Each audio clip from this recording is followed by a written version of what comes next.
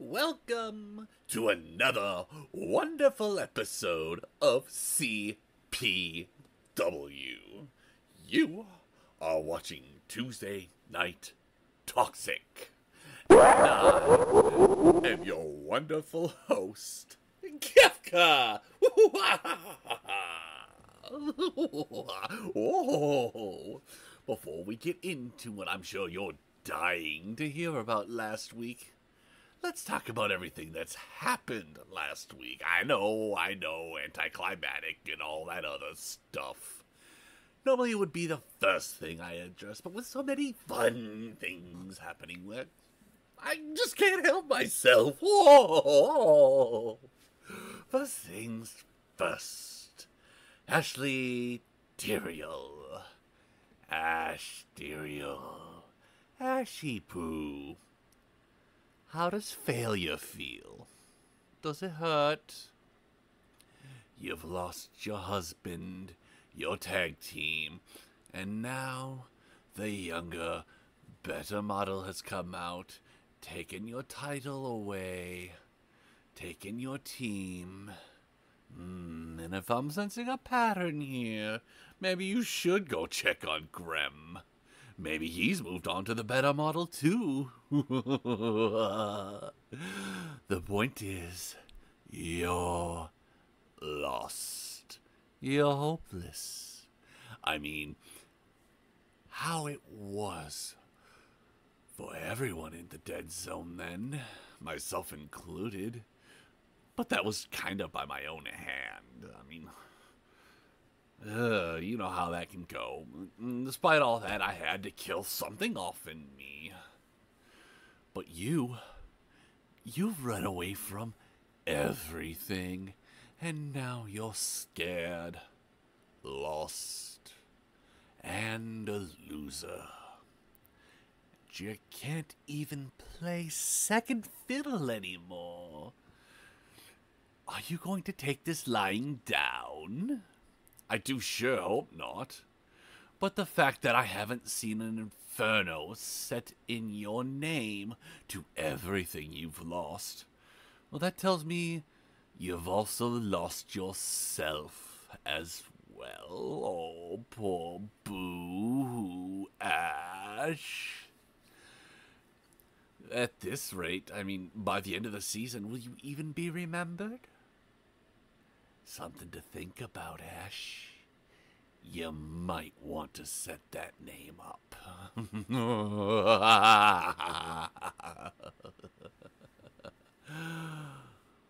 Oh, speaking of making a name for yourself, Linky, I see you crying for your little princess. But I'm afraid she's in another castle. Well, it's more like Morsel's dungeon. But then you had to go and ruin everything, too. You couldn't even beat the man I drove to literal tears on camera. And then to insanity. How cruel it must be to be a hero no one wants or needs. And don't come at me with some stupid spiel about determination or silly other little things about that. I've heard it from countless people, and I'm pretty sure I struck all of them down. Well, I mean, there was this time with 16 people at once, but you know, we had a story to tell then. Where's yours? A child lost in time, looking for the one thing you cannot find in a cruel and unforgiving world. Salvation. The closest I think you'll come to that is vomit spit forth from the dead zone. Perhaps you'll fit in there. I mean, you seem like you're willing to do anything to save her, right? Right. Oh, speaking of said dead zone, has anyone seen Celestia? I seem to have lost my ambulance. Maybe Comatrix grabbed it in a fit of hurry or whatever, but I'm unsure where she went. I had a nice little delivery plan set straight up to Nosferatu, but someone stole that ambulance from me when I was busy. Why Nosferatu, ye may ask? I mean, I thought it was the funniest thing I could have done in the moment. Why else would I go there? I have no loyalties. I'm just looking for a little fun and chaos. Oh, the chaos. Let's finally address it. Let's address the thing that happened with my match with Flaccid Meat. What? Rock on meat? Oh no, it definitely wasn't, and I don't think it ever will be again. You see, we simply weren't told to quit, so we didn't. But you've noticed a trend, right? Surely you've seen the guys that they have to keep sending out to me to give me the challenge I ask for. Anubis Khan, rock hard meat. And don't even get me started with that Mr. Coke thing. He can't even beat Roxas. Let that sink in for a little bit before you really think honestly about how I feel about Mr. Coke. And even then, when they get kicked in that beanbag just properly, you'll watch them fall like a limp noodle. And I'm sure Rocky Boy thinks he deserves the title. No. A bell may have been dinged, but that fight definitely wasn't over. And I even had to crash the show just to prove a point. But I tell you what, I have another jamboree planned at the end of August. Why don't you come see me then? We'll make it official. Oh, but I do hope you don't lose along the way.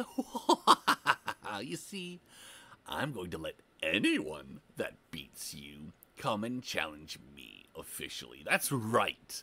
That ticket is stamped. Let's take it all the way to August. But don't lose that magic ticket. It's almost like a Money in the Bank situation. I love it. And if you can't defend it, let's say Morsel takes it from you, well, I guess I'll horse around then. And no, before you ask, any fight that I'm in doesn't count. That joke only works once or twice. You can't run it often. Anyways, mischief managed. I'm out. But remember to expect me.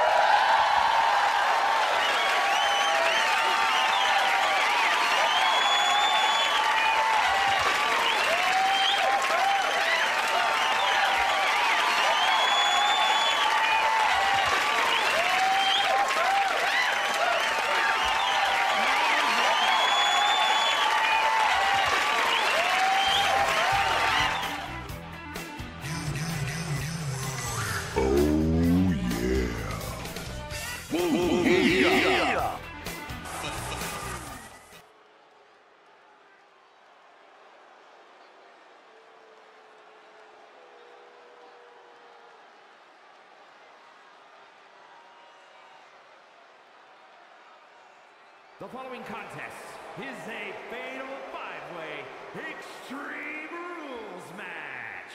Making her way to the ring from Louisville, Kentucky, Van Witch.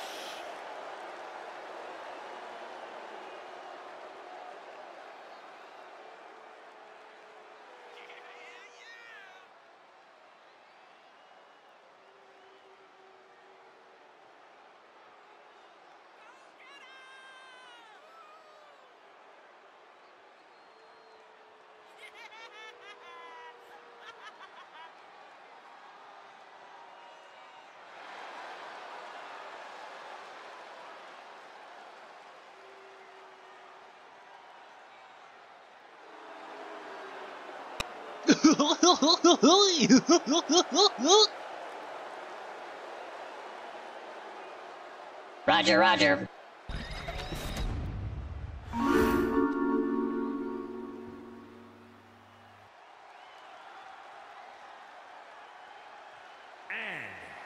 Representing the Brood from Montreal, Quebec, Canada, weighing in at 238 pounds, T-Man.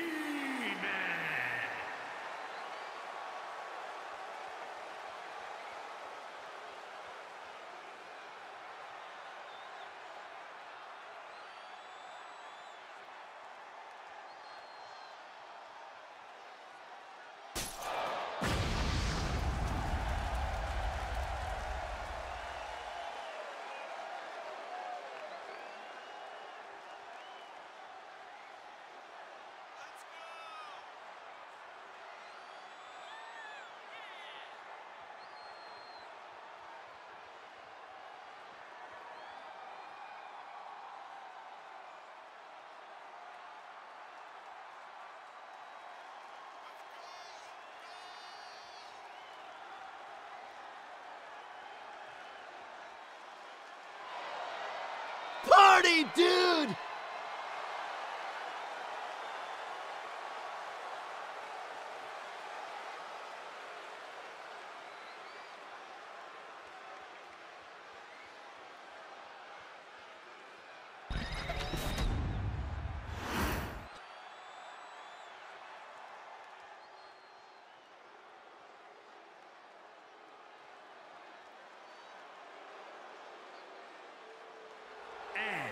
From Toronto, Ontario, Canada, Leeloo.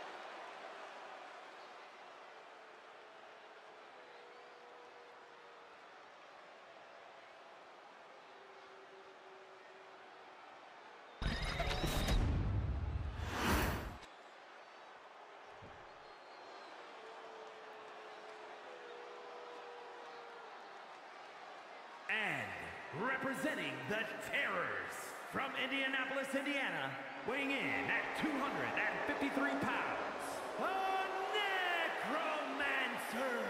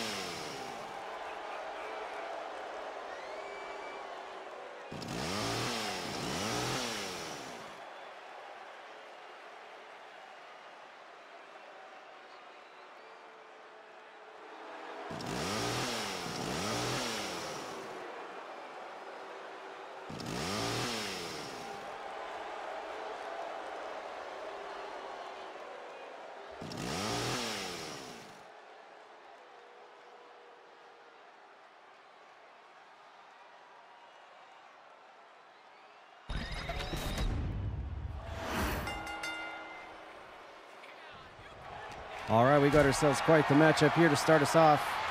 We've got a 5-person Extreme Rules match. And I don't know why I'm seeing controllering. Uh-oh.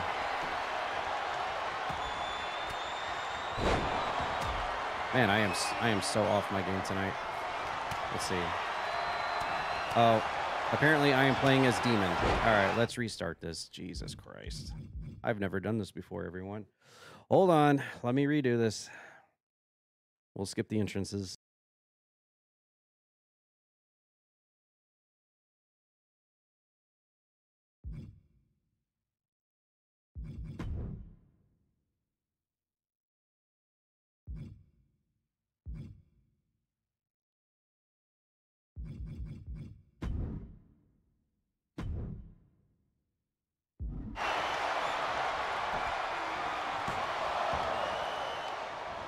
Actually, I just realized I think you can just pause and controller assignment. Okay, there we go. That works. Well, at least they added that feature. All right. We're totally rusty and we've never done this before.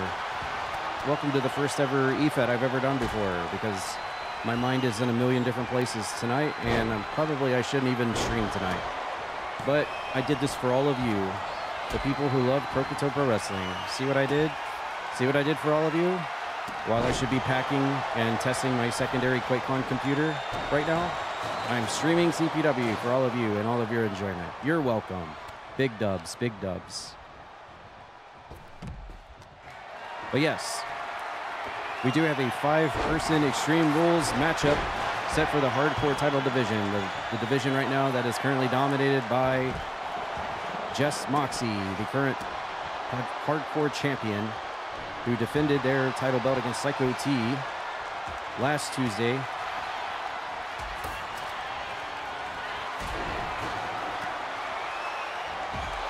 And what a match that was. Jess Moxie staying on top of the leaderboards as the Hardcore champion.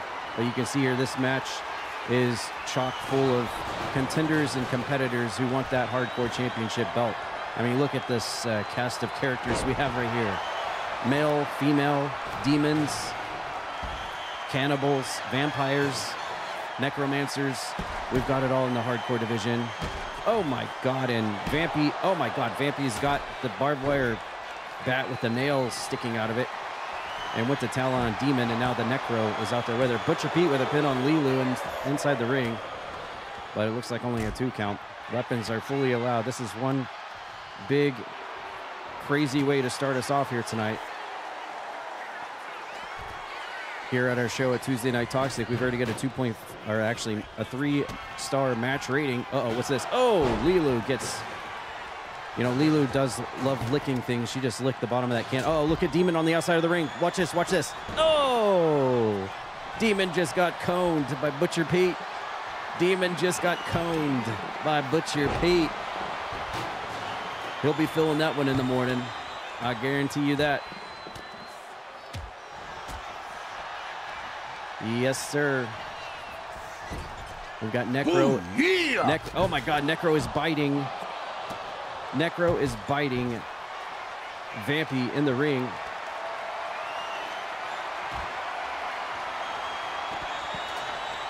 What on earth is going on?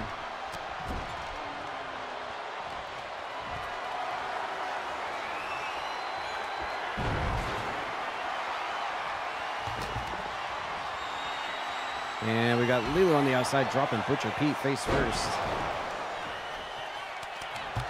Oh, I'm hearing a tap out, I think. But we get a close-up zoom shot of Necro pinning Demon, but only a 2 count. I think someone tapped out on the outside of the ring. We didn't have a cameraman on it, though, unfortunately.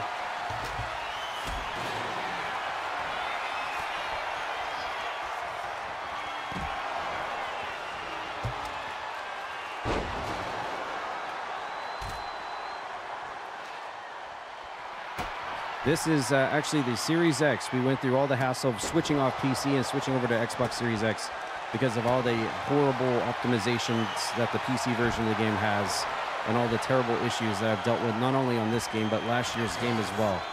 We all know about them. We've all experienced them here, and we just got sick and tired of it, so we switched over to the Series X. So here we are. Falls count anywhere. Going on in this match, Leeloo on Necro, and only gets a 2 count. I'm not sure if this is elimination or first falls. They sure didn't make any effort to try to break the pin up, that's for sure. So yeah, after 25 minutes of getting kitten and cat content, we now start our show tonight. And Demon hits the power bomb as Butcher Pete is going to stuff Vampy with a spike pile driver in the ring. Drops Vampy right on her head. And Vampy's going to kick out a Butcher Pete's spike pile driver. We haven't seen Butcher Pete in a long time. So this is a welcome return back to CPW as Butcher Pete. I think Vampy just crushed that trash can in the middle of the ring, by the way. That thing is flatter than a pancake right now. Or as Arthur Morgan would say on Red Dead Redemption 2, flatter than a flitter.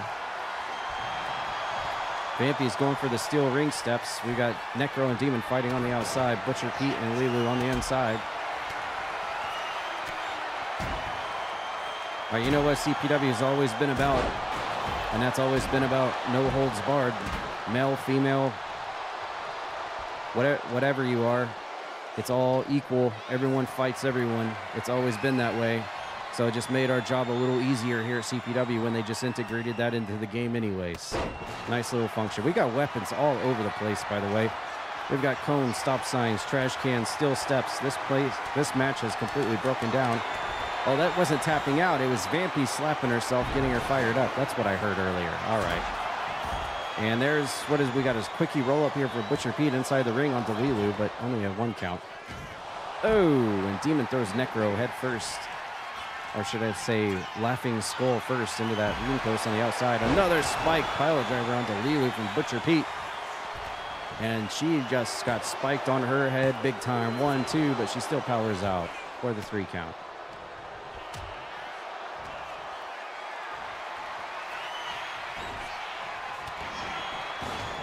And we are almost to a 5-star match rating in our opening match tonight.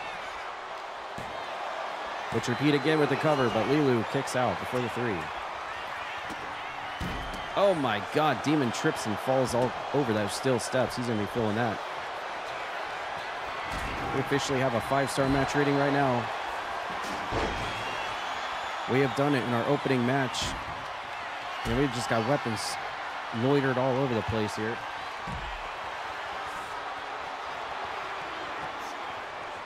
There's no telling what else is going to go down before this match is all said and done. Nobody has been eliminated yet. Everybody is still in this thing. Everyone wanting to obviously have a right to go up against Jess Moxley in that hardcore championship. Leeloo's going to the top, but I think Necro saw it coming. Oh my God. Big top rope guillotine leg drop by Leeloo into Butcher Pete. But it's not enough. And we got Vampy bringing some steel steps, bringing some hardware into the ring, and she immediately locks Necro into the front face lock. Oh! And drives him into the ring mat. Demon's going for a weapon. Another trash can. And it lands right on top of Butcher Pete, who was laying on the ring mat. Oh! She tried to go high risk again, but Butcher Pete rolled out of the way. There's so much going on in this match. It's hard to call the shots here. The hardcore division, definitely one of the most significant divisions in all of CPW, that's for sure. Necro hitting that almost a spike DDT onto Demon, and still nobody has kicked out. Oh my God, what the heck? Butcher Pete found the Master Sword. Butcher Pete found the Master Sword. Oh my God. And Vampy just got clocked in the back of the head from the Master Sword.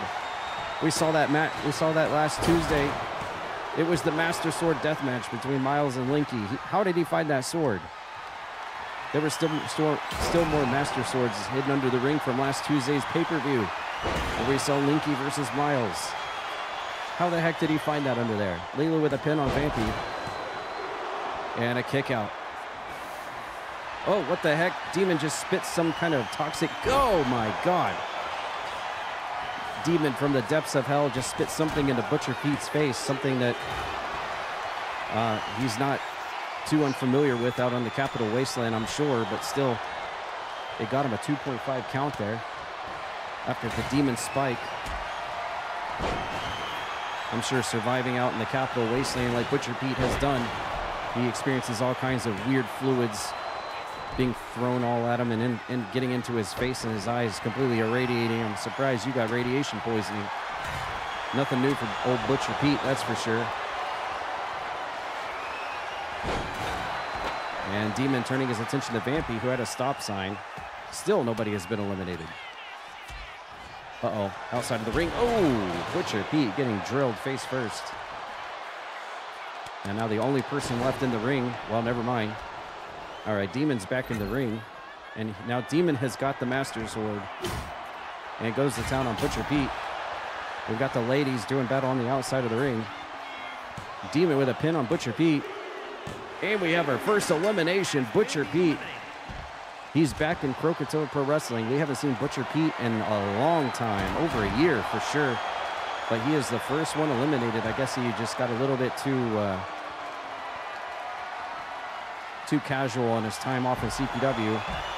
And so he will be the first one eliminated. And that confirms that this is, in fact, an elimination hardcore match set up for the hardcore division. And then there were 4. Ooh, Demon face first into the steel ring post. And you'll notice the referee is not making any motion to come outside of the ring to join them on the outside. I don't blame her one bit. Just stay in the ring where you're safe. Or at least partially safe, I would say. Leeloo and Demon inside the ring now. And Demon's going to win out on this exchange, except getting hit with a back body drop.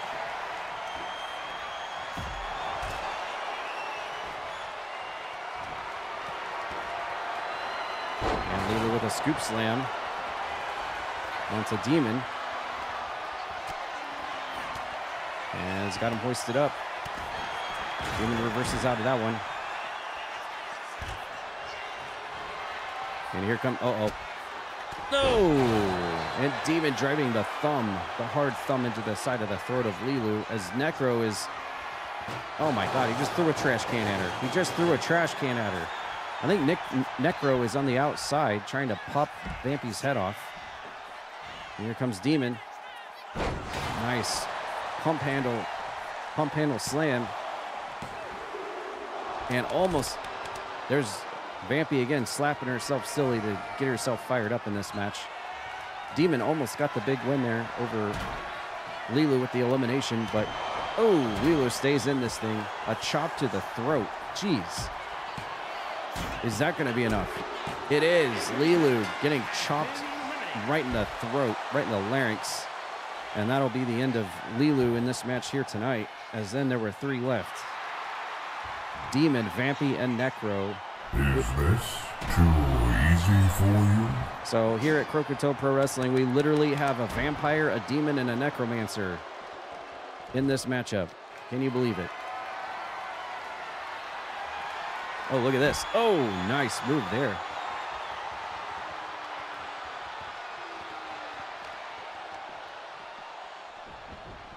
Necro throwing Demon in. Vampy throwing Necro. And here we go. Demon and Vampy in the ring alone. What's she going to go for here? He's got the leg hook. Nice move there. Hits the Sidewinder Plex into the cover on Demon. No, he's going to kick out. And now Vampy scoop slams Necro right dead center of the ring. Turns her attention to Demon. And now we've got ourselves a 3-way dance. We're going to get some teamwork. We got some teamwork here. Demon and Vampy working together here on the Necro. More teamwork. Look at this. I never thought I'd ever see teamwork in this match. Oh, well, that didn't last very long. There's that Sidewinder Plex again by Vampy. And, oh, look at this. Putting the feet up on the ring ropes.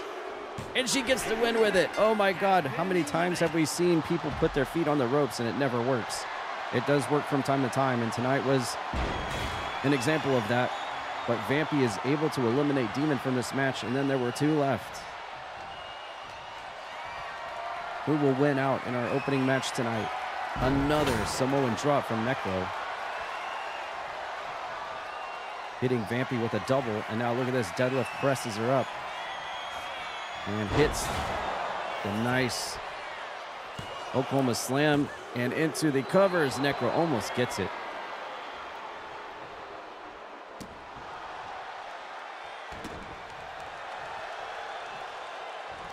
Necro trying to decide what's next on his agenda. He is in control here. Another one. And Vampy right back up to her feet. Completely no-selling the Samoan drop for the second time. He's got Necro up and hits the alley-oop. I was hoping we wouldn't see any more of those.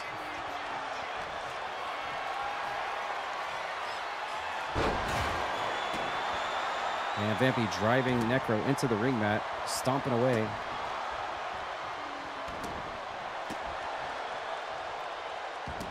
Nothing fancy about this, just some good old stompers.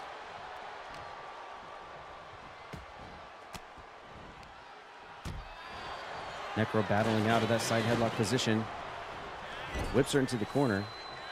And oh my God, he's biting her. Necro is biting the vampire. The Necromancer was biting. Oh, he's got the stop sign. He missed. He missed again. He missed again. He missed again. He got her. And he threw it on her.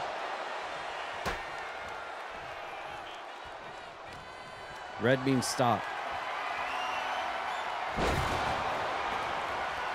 Norman Smiley scoop slam by Necro. Vampy's back in control. What's she got? Front face lock. Is she going to go for it? There it is. Sidewinder Plex again. Leg hooked. Is Vampy going to win it all tonight? Over Necro. 2, 3. She does. Look at that. Vampy surviving 4 other very nefarious individuals here in this Extreme Rules opener, and Vampy showing her mettle here tonight in our opening contest.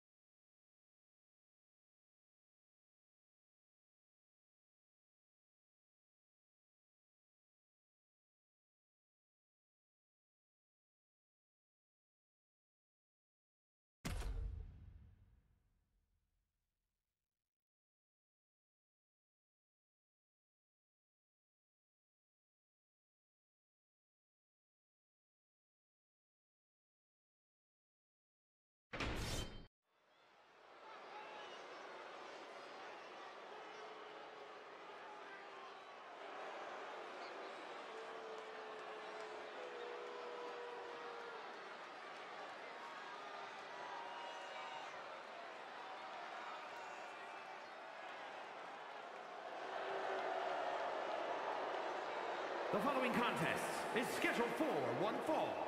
Making her way to the ring, accompanied by Madman Clown, representing the unholy union from another time, Elissandre. Hey, where you going? You're going nowhere.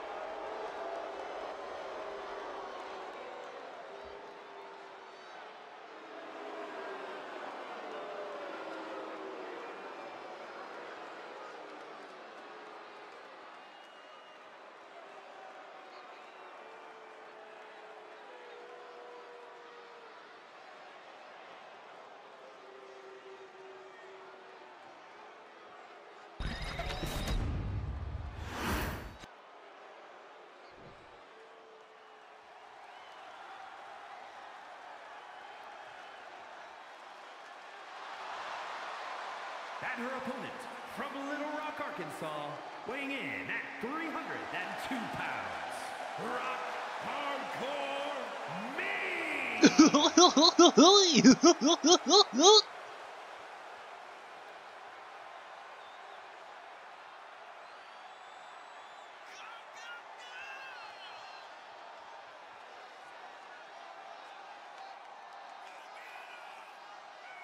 Of le champion.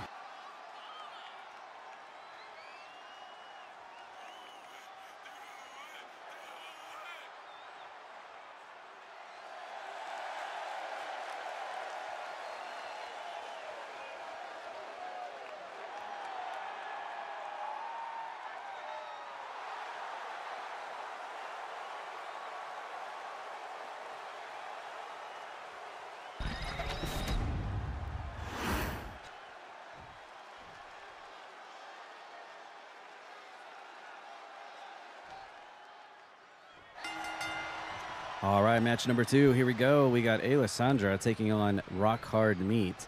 And after what we saw last Tuesday on pay-per-view, when it was Azarain defending his international championship against the returning, I should say, Rock Hard Meat in the shenanigans that took place, man, I would want to face Azarain as much as possible to get some payback after what he did. But I guess Elissandre is on tonight's menu for Rock Hard Meat, so that's close enough for him, I suppose. As we see the international champion Azarain making his way out to the ring with his fellow compatriot Elissandre, the current reigning international champion, who last Tuesday completely trolled everybody, including Rock Hard Meat, all of us watching, when Rock Hard Meat beat him fair and square 1-2-3 to become the new international champion. But Azarain's match continued on as if nothing had happened. And in fact, they kept pitting each other back and forth. It was as if Azarain had used some kind of magical, weird spell that he knows many of his evil sorcery and treachery and trickery that he has to implement that into his title match to ensure that he would not lose the title around his waist. I mean, after all, this is the same evil clown that we heard from at the beginning of the show. You heard his words yourself, and we've also seen him face himself for his own title belt before in the past. So you can't put anything past the evil genius that is Azarain. So there's no telling what he's got in store for Rock Hard Meat here tonight, who is apparently is his latest victim here at CPW. Of course, sending his right-hand lady, Elissandre, to do the work tonight. But you know, Rock Hard Meat, as the name implies, is the rockiest, he is the hardiest, and he is the meatiest. And it's quite a task to take him down and punch through his defenses for sure, which it looks like Elissandre has just done, taking down his overshield. And so now she can start cracking away at the giant boulder of a man with this pinfall right in front of Azarain, with that maniacal smile on his face.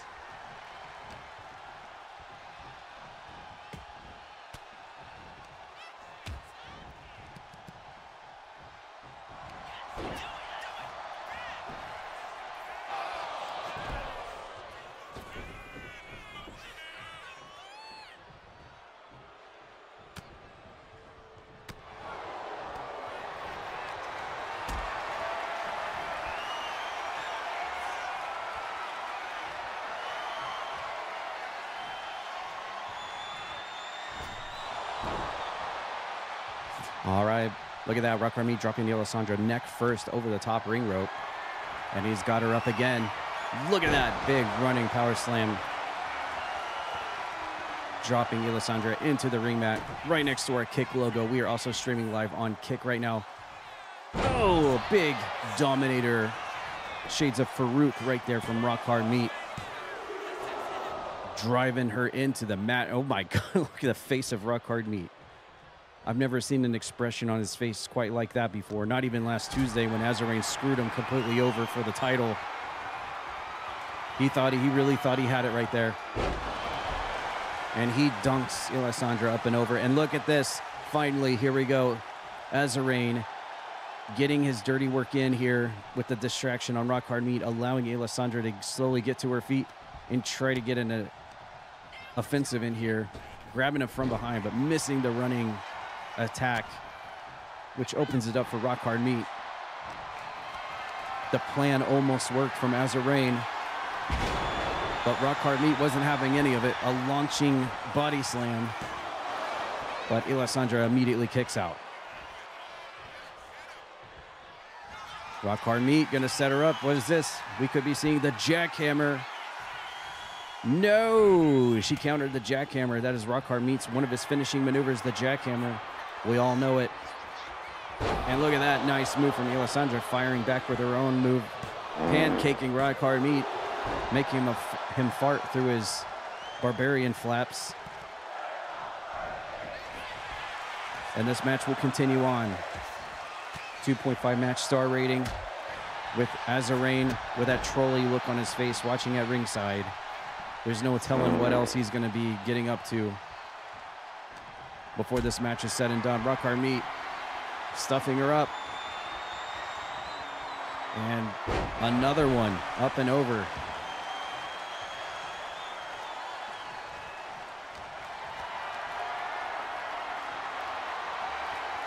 And another one of those release body slams. Let's see if Rock Hard Meat will change it up a little bit here. Going high risk. Oh my God. Completely off the top of Mount Ariat is Rock Hard Meat. Splashing onto Elissandre and almost gets the win, but she powers a shoulder up before the 3. Remarkably.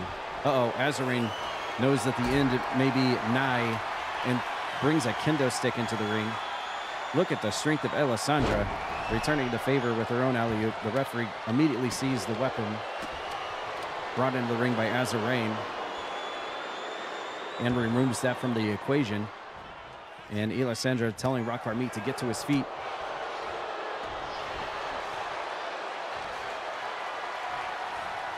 And the strength of Elissandre. Oklahoma Stampede. I can't believe that she's able to actually hoist him up like that. That is a giant of a man, a rock hard of a man, chiseled from granite and made from stone is Rock Hard Meat. Another Dominator.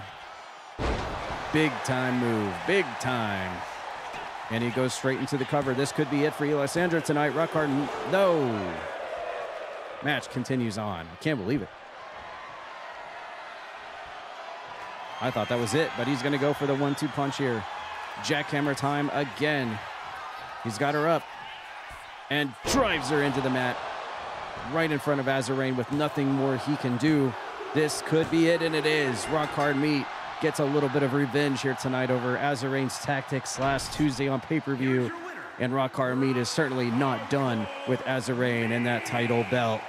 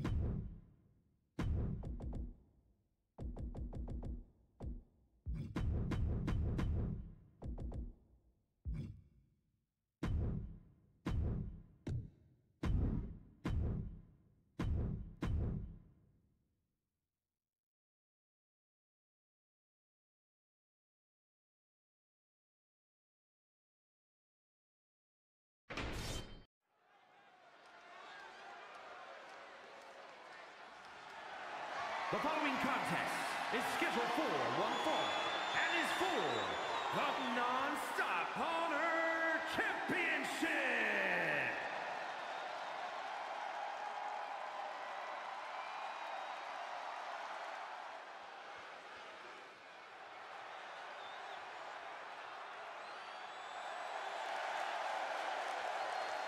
All right, here we go. It's time for this week's Kappa title match. And it looks like Raynor's got the call this week.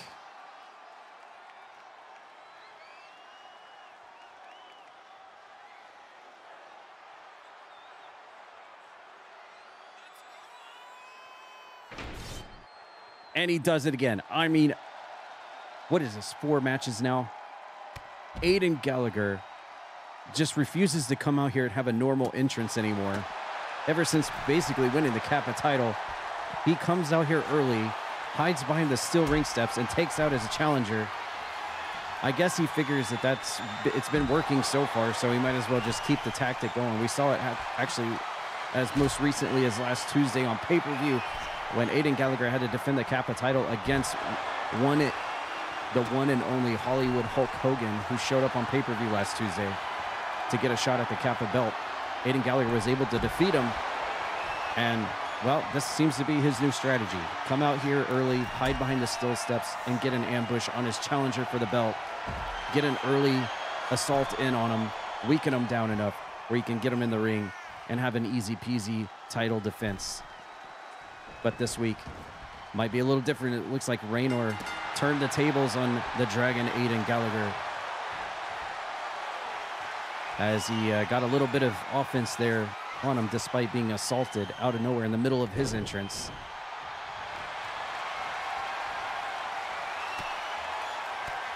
And this, you can hear the bell ring, and this match is official for the CPW Kappa Championship, which by the way, you can always do !CPW on Twitch, and I believe it even works on Kick, to check out the Croakitoad Pro Wrestling webpage and look at title histories, dates held, and the roster. Biographies will be coming soon. That'll be the next thing added, but fully in-depth title histories and current champions, and a link to all previous episodes of CPW, all available on that webpage. All updated last week, by the way, with all brand new title belts, pictures, and everything else. So anytime you're curious about what's going on at CPW, you can check that out, !CPW, as it looks like the match is official now. We had the pre-match brawl, basically, to start us off. But now Aiden Gallagher will be defending his CPW Kappa Championship here tonight against Raynor, one-on-one. I believe this might be a first-time meeting between these two. And look at this, Aiden Gallagher early in the match, dragon suplex into the bridge, going for the cover here on Raynor. He got it early. That's almost like the match last Tuesday that we saw between him and Hollywood Hogan. That match did not last very long. Aiden Gallagher making short work of Hollywood Hogan. I believe utilizing and targeting the obviously notoriously bad back of Hollywood Hogan and getting the easy win last Tuesday. Obviously, with Eric Bischoff being our Tuesday Night Toxic general manager, you know, anytime Mr. Hogan would like to show up here at CPW, he's obviously got the green light. We just got to look out, because we know Hogan does love going for those World Heavyweight titles. Aiden Gallagher stopping Raynor from the double discus lariat, but he gets sent over with a back body drop instead. Raynor stomping away at the champion, Aiden Gallagher, the Kappa title hanging in the balance here. Running lariat from Raynor, comes back, hits another. And a diving, running forearm smash by Raynor. Ducks under that. And another one. A nice flurry and series of maneuvers there from Raynor onto Aiden Gallagher, who tried to come back and walks right into a toe kick. Aiden Gallagher, nice counter. Sends Raynor flipping across the ring. Great back and forth match we have here between these two. Very similar styles, I would say. Raynor maybe more hard-hitting on the fisticuffs. Aiden Gallagher more of a technician, I would say. And here is that move that won him the match last Tuesday. That dragon sleeper with the leg grapevine. It made short work of Hollywood Hogan in that bad back of his, but Raynor, a different story. as he was up against the ring ropes. This match will continue. He's going to go for it again. Aiden Gallagher, look at how contorted. Oh, my God. And even Raynor has to tap immediately after being put into that move. And Aiden Gallagher survives another week as our Kappa champion. He might be on the Kappa champion record here, by the way, ladies and gentlemen. We need to be looking at those aforementioned title histories. I feel like Aiden Gallagher might be climbing the ranks as probably the longest running Kappa champion. Maybe not so close as the Zombie, but definitely getting up there.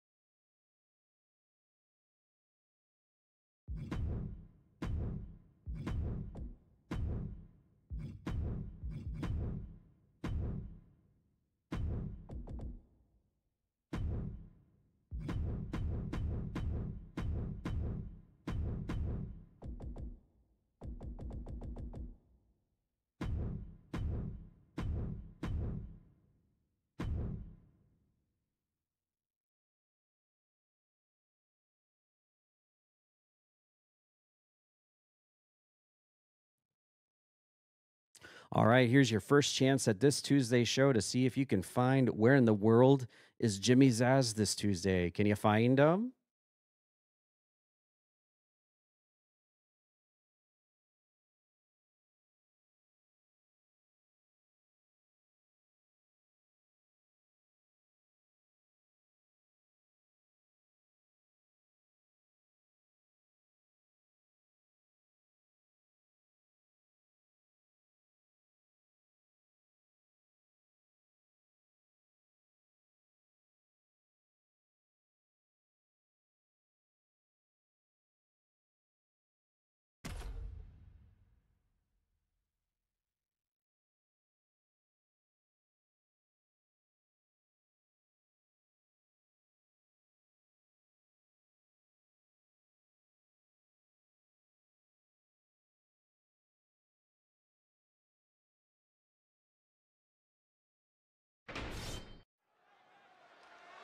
That was a tough one this week, wasn't it?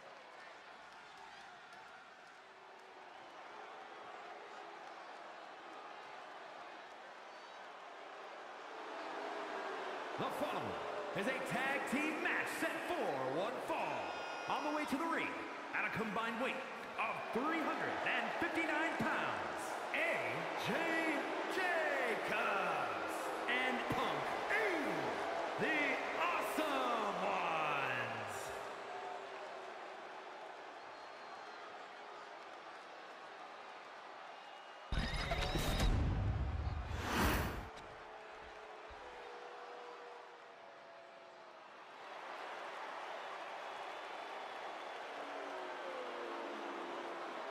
And their opponents, Jen Von Lee and Miss Alan Wayne, authors of Pain.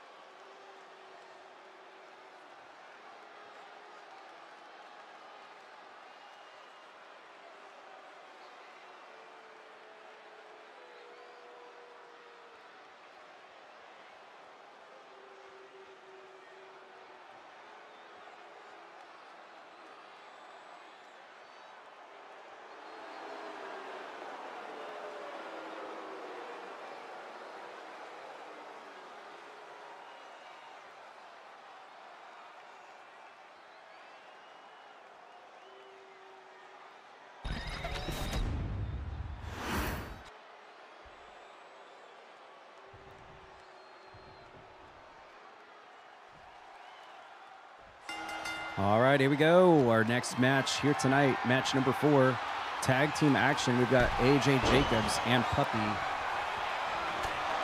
working together tonight to take on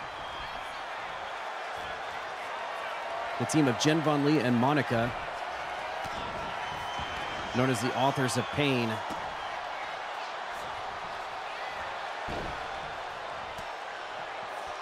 We know AJ Jacobz and Puppy have fought in numerous tag team matches now, and they're kind of on again, off again tag team partners, as they also have tried out their solo careers as well. Puppy actually had a shot at the Young Lions title last Tuesday against Burnsy and got just a little bit too many slappers to the head, and therefore was not able to win the Young Lions title, unfortunately, last Tuesday.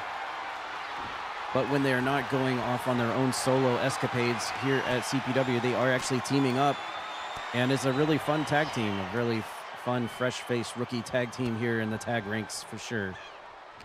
And then on the other side of the ring, we've got Jen Von Lee and Monica Denizen, who have allied together mostly for their combined, I wouldn't say hatred, but combined, I don't know, rivalry with OG Brad Vickers that has caused them to work together, the combined rivalry against him. And so they are utilizing their tag team friendship here in CPW to work towards other motives other than just beating down Brad Vickers when they can. And that's to try to showcase their abilities as a tag team unit here at CPW here tonight. And of course, the top of the rankings in the tag division are still the Titans, Anubis Khan, Welsh, Mosher, who picked up the big title retain over Nathan Moore and Rogue last Tuesday at Scars and Stripes. Oh, AJ Jacobz really loving that move there, dropping Jen face first onto the hard knee. That's a few times now, and now the shoulder breaker. Just really going to town here on those couple of moves there. And I think he went to the well one too many times. Jen was ready for it. He was crawling to try to make a tag to Puppy, and a flying forearm will take her back down off of her feet. AJ Jacobz again, toe kick, but she back body drops him up and over.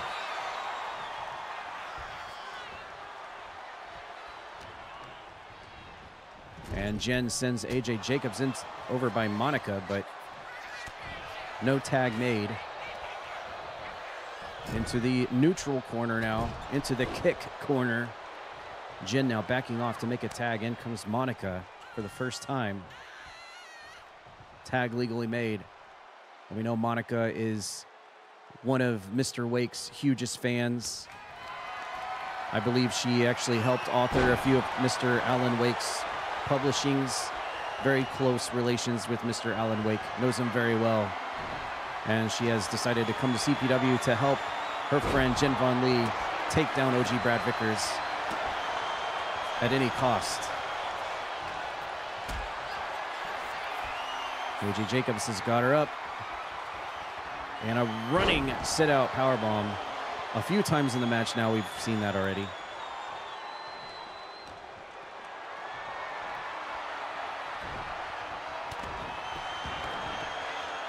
Yes, I saw a fan with a Repo sign in the background. They obviously know that Puppy is a huge fan of Repo, and we'll probably be seeing a lot of that this weekend on the QuakeCon streams. The fans here at CPW knowing what they want and knowing what they're going to get. Another shoulder breaker from AJ Jacobz, who tags in Puppy now. And now for the first time, Puppy is in the match, and now we have had all four people compete legally in the match in this 2-on-2 tag. And now Puppy trying to lock in, but Monica sends him up and over.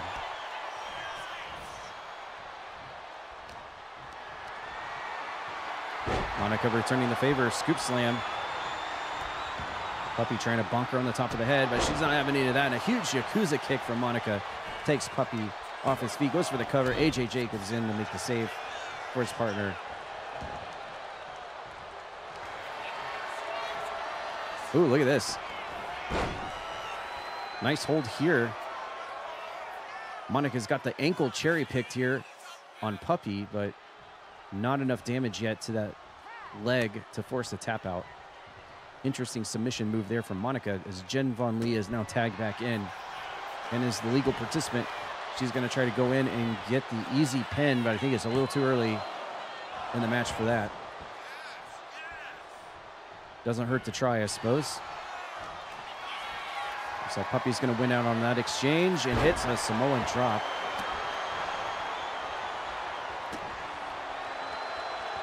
And he's going to try to go to town on Jen. Welsh is down, but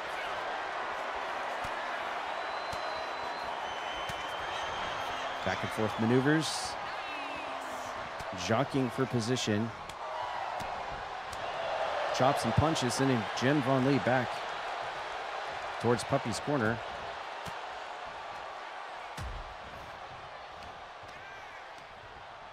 Jen back into the neutral corner again. Turning Puppy around, but he hits the back elbow. Not sure what Jen had planned there. Now Jen up against the ring ropes. Here comes Puppy. Is he going to go handspring cutter here? There it is. Awesome move from Puppy out of nowhere. Very acrobatic. Monica's slow to get in the ring. But it doesn't matter. Jen Von Lee able to kick out before the 3. Match continues. Puppy, Samoa drop. And it looks like we're going to get double tags, bringing in the fresh members of each team. There's the repo sign again. AJ Jacobz and Monica now in the ring. Monica slips out and hits the reverse DDT. There's the tie-up. Monica wins out on the exchange, up and over. AJ fighting out. And looks like we may be getting a vertebreaker here from AJ Jacobz, and drops it dead center of the ring. Leg hooked. That was certainly an out of nowhere maneuver, but not enough damage has been done. As the fans show their approval to this tag team matchup, 3-star match rating. Another shoulder breaker. Monica immediately slips him up into a pin, but it's broken up.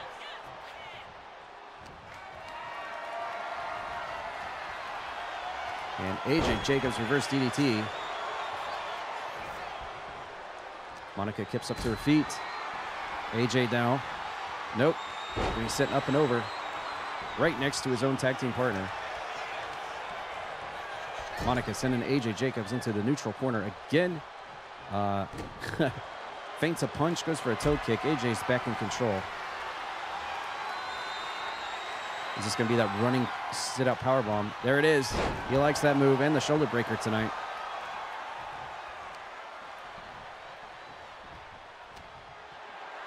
Is he going to hit that shoulder breaker again?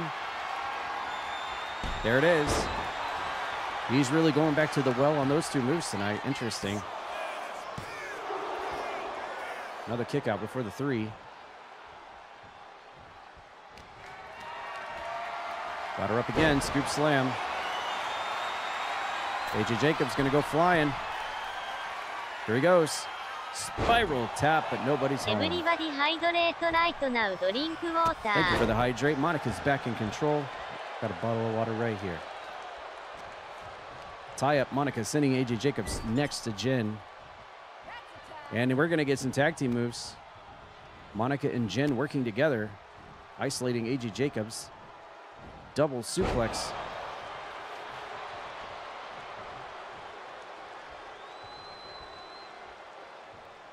And Jacobz slowly rolling out to the ring and gets popped to the outside.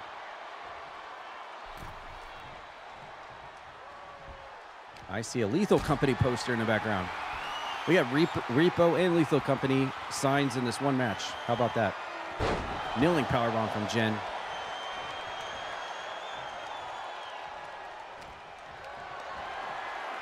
And a fall-away slam, sending him into his own corner. Probably not the best strategy there. Jen posing to the crowd, unaware that Puppy has been tagged in. That might have not been the best strategy there, as now the fresh person has been tagged in.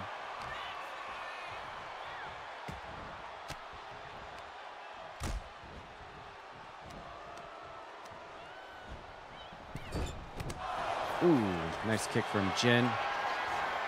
Almost a 4-star match rating. And another shoulder breaker. Tag made. In comes Monica. Let's see what she can do. Toe kick. She wins out. Butterfly. Puppy reverses. And now we officially have a 4-star match rating.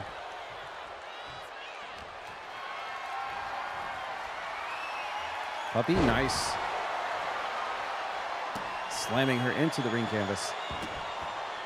And now some stomps to isolate.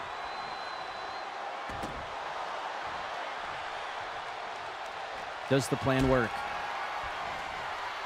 No, it does not. Monica's back.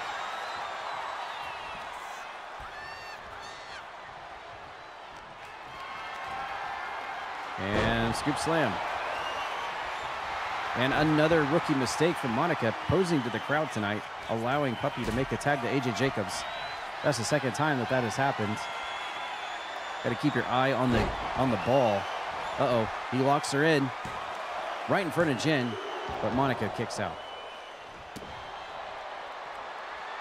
Looks like AJ might have a finisher locked and ready for Monica, and he's going to go for it. Vertebreaker again, and drops her on the back of her head. Jen easily going to come in and make the save, though.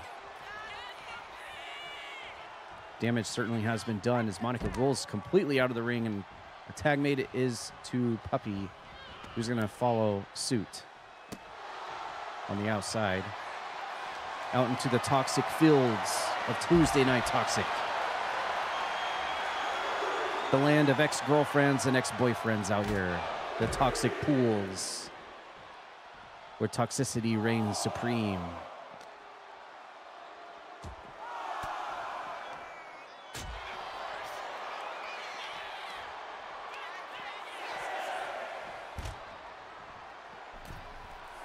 Uh-oh.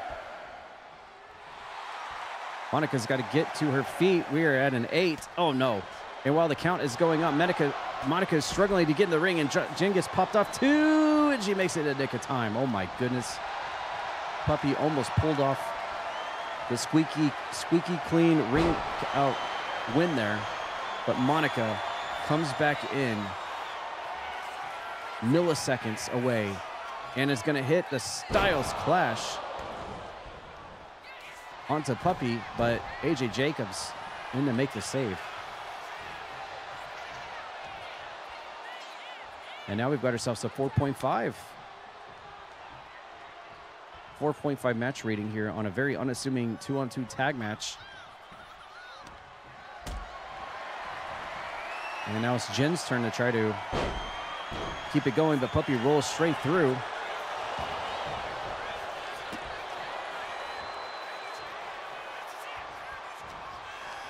We had a very close call on the outside of the ring, that's for sure, but this match will continue on. And Puppy again. Another roll through. No. Sends her into the ring. Into his corner, and Puppy and now AJ gonna work together. I'm surprised this is the first time. Double shoulder block. And a wishbone. Oh my goodness.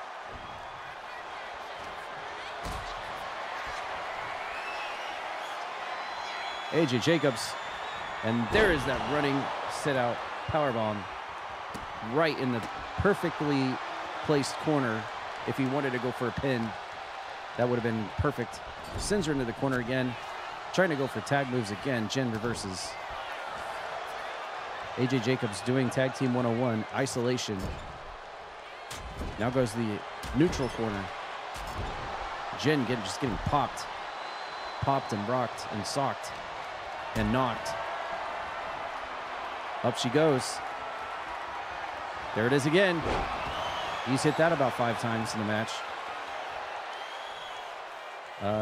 He ran into Monica. A little bit of miscommunication on that one.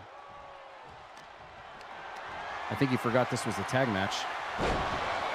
Slams her down. Could be going high risk again. The first time they rolled out of the way. Spiral tap. And nails it. Center of the ring. Monica's in. Makes the save. And Jen with the quickie roll up this time. No.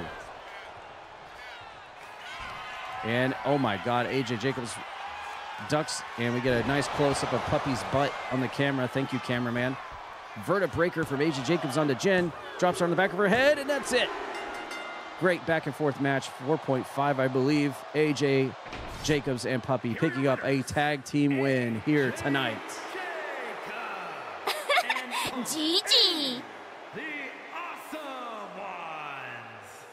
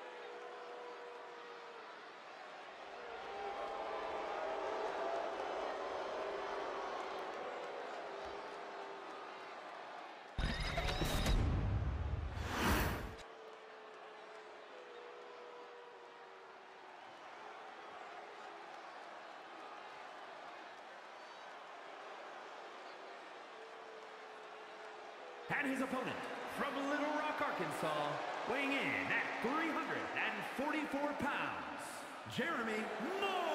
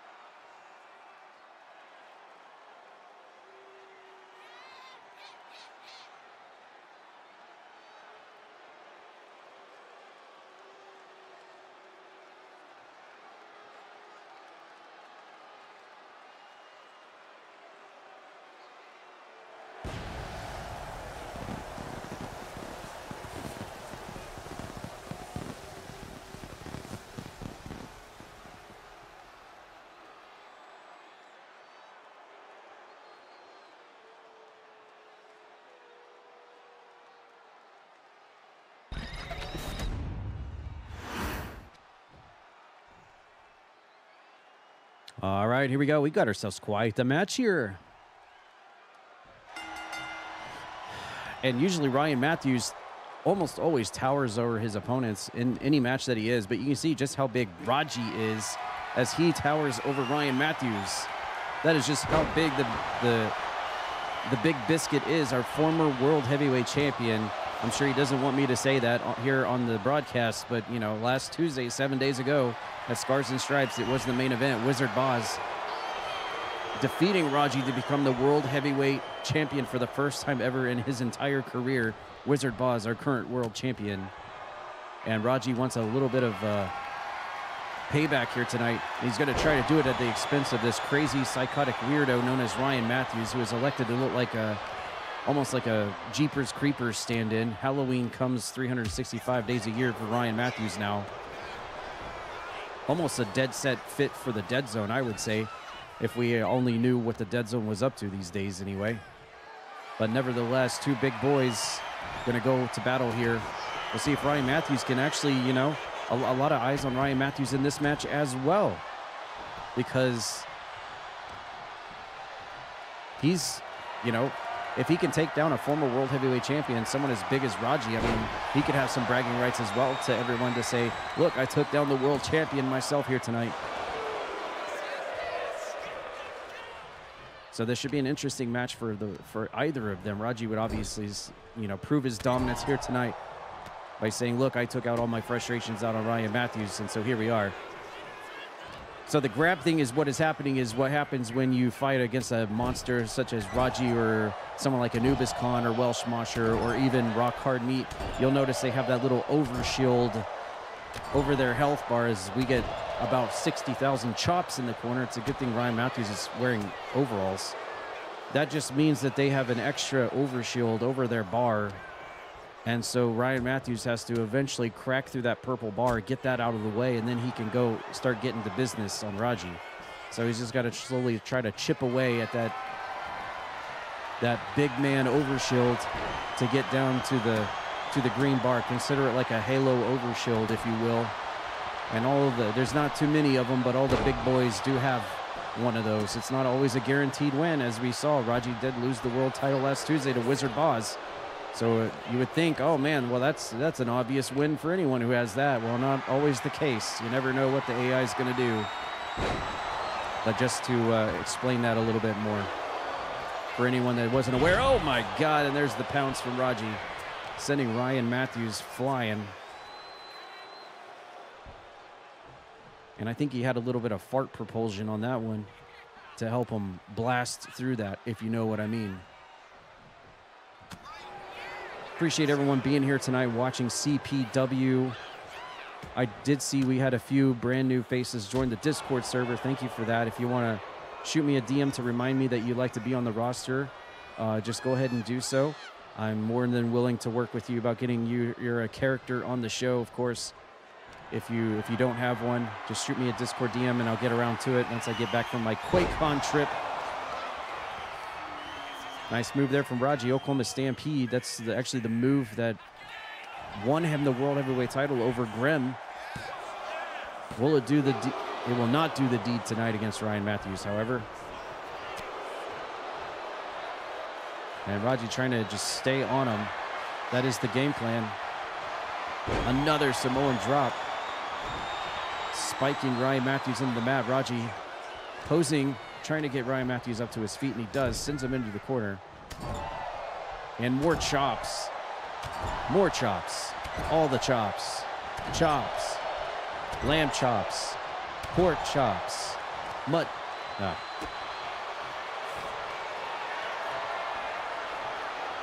chop stopped. And there's a shoulder breaker. And there you see now Ryan Matthews has punched through the big man overshield and is now going to town here on the former world champion RAJI. Sends him into the ropes, missing the toe kick, and we have a collision there between the two big boys. Ryan Matthews now going to hoist RAJI up onto his shoulders. Oh my goodness. The ring shook on that one, that's for sure. And what is this? Ryan Matthews trying to cinch in a bear hug. That's an interesting move of choice on someone like RAJI, that's for sure. RAJI trying to fire back. Ryan Matthews slips out, hits a back suplex. And now Ryan Matthews set and ready with a finisher locked in. What's he going to go for? Oh! Ripped cords him into a huge lariat. I can't believe RAJI went inside out like that. That was some huge force there from Ryan Matthews, and he almost gets the win. Dang. Ryan Matthews a little frustrated. As you notice, the referee got away. You never know what this crazy madman's gonna do when he gets upset. But RAJI able to power through that giant maneuver, almost a Rainmaker style move Ryan Matthews had. And he's gonna pop him to the outside of the ring, and RAJI's gonna take this time to pose to the crowd tonight. Pleased with his job of sending Ryan Matthews out of the ring. Ryan Matthews slipping over the shoulder, targets the bad left knee of RAJI, the injury suffered from back in his Arkansas College NCAA football days. Almost like a target painted on the leg. We saw Wizard Boz go for it last Tuesday for the world title. Ryan Matthews now on the offense. Nice, big, huge powerbomb. And somehow the ring maintains. Matthews again, finisher ready, but RAJI bops him in the back with his back elbow. Ryan Matthews struggling and fighting out of that predicament. Job's done. Job is done. We shall see if it actually comes to fruition. Another powerbomb for Ryan Matthews, just trying to completely powerbomb RAJI right out of his singlet tonight. 1, 2, almost gets it.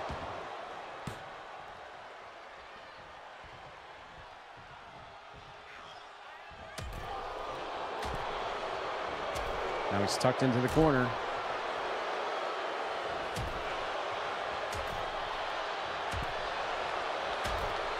Man, he is just hammering away at the upper back.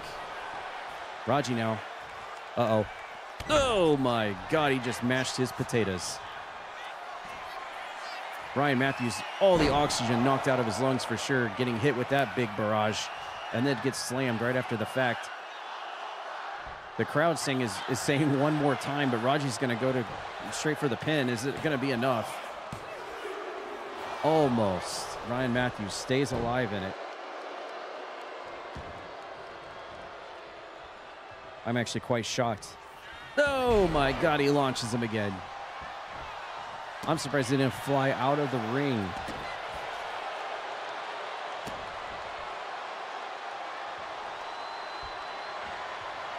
Uh-oh. RAJI again, set and ready, finisher. Oh, he was going to go for it. The Oklahoma Stampede. Dr. Death style right there, but Ryan Matthews saw it coming, knew it was coming. RAJI again electing to go for the pin and feet on the ropes, but the referee immediately saw it that time.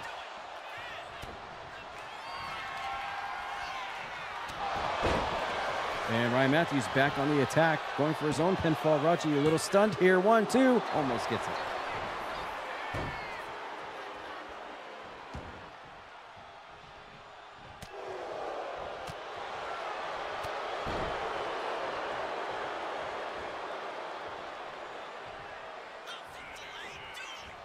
Ryan Matthews, nice belly-to-belly suplex, completely throwing RAJI onto the ring mat. And now he's got his finisher locked again. Oh my goodness. Here it comes again. RAJI inside out.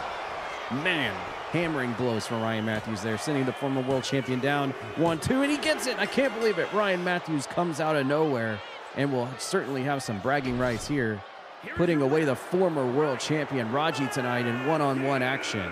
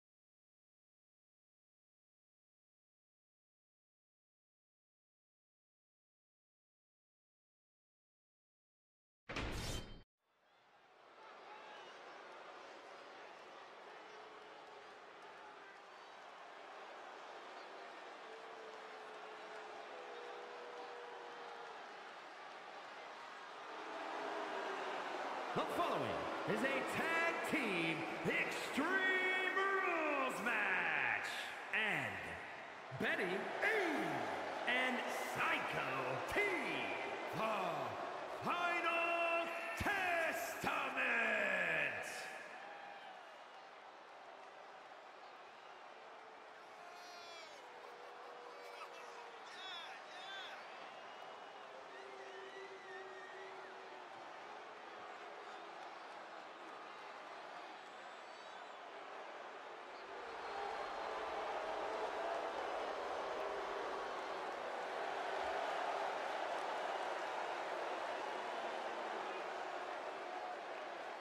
All right, we got Psycho T and Bethany. First time we've seen Bethany in a little while. Coming back here at CPW. Tag Team Extreme Rules. What the heck? Who could... Oh, no. And their opponents, first from Miami, Florida, Celestia.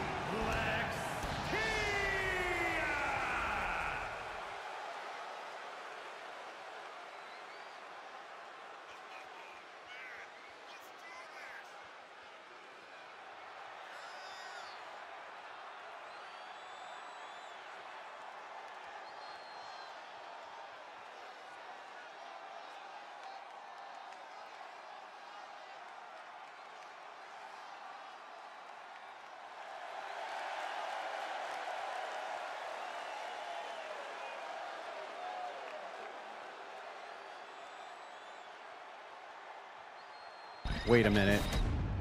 Who... Dare I even ask who the partner is going to... Oh, no. Oh, no, no, no, no, no.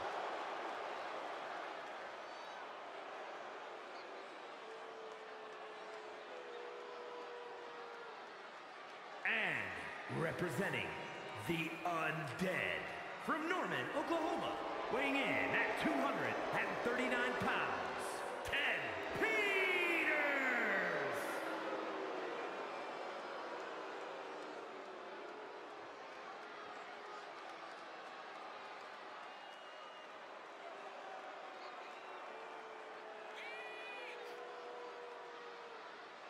Your booty's so delicious.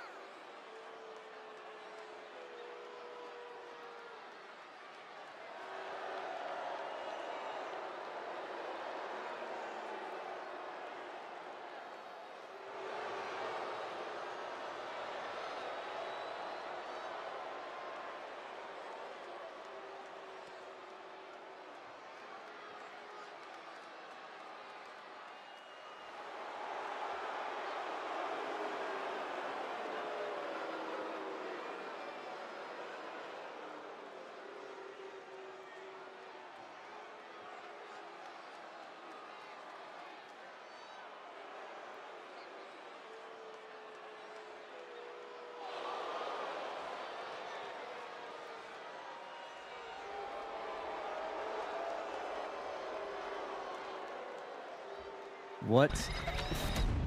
So wait. I gotta see how they act. Oh my god. What? Wait, they're actually on a tag team. They're actually cooperating as a tag team? What is happening?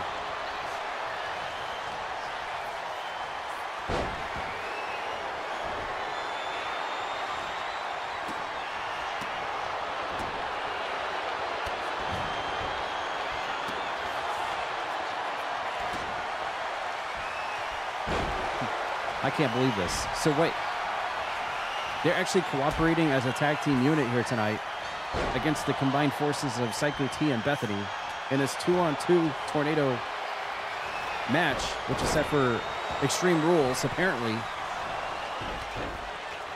And, well, Psycho T and Bethany make sense because they are actually, you know, an item. What doesn't make sense is that Tad Peters and Celestia are actually teaming up together tonight on the same team after what we saw last Tuesday when it was Tad versus Celestia in an ambulance match. And the last time we saw Celestia was when Tad stuffed her in the back of that ambulance and it drove off. and we saw the stickers start to fall off, and it wasn't an ambulance at all. It was actually a white van that had spray painted free candy on the outside. We just thought it was an ambulance. We literally saw a kidnapping before our very own eyes, almost like Milkshake kidnapping the kitten earlier. And look, oh my God, Tad is dancing with Bethany. And the kiss of death to Bethany, and Celestia was watching. Uh-oh. Celestia may have not, I don't know. Celestia might have mixed feelings right now. She may not have liked that. She may not care. I don't know. Something's got to be going through her mind, because the fact that she's willingly teaming with Tad Peters tonight doesn't seem natural nor normal. He must have drugged her or something for her to be willingly. Oh my God. Psycho G just popped the cone right into his face in the corner. Oh my God, again. Celestia with a powerbomb to Bethany on the outside of the ring. Psycho T going for the cover on Tad in the ring, but only a 2. And we literally have, uh-oh. Oh no, not Bethany. Tad, no, not Bethany. Oh, and Bethany gets the cone. And he turns right around and gets the claw slam from Psycho T. Bethany reversing on Celestia. Psycho T goes for the cover.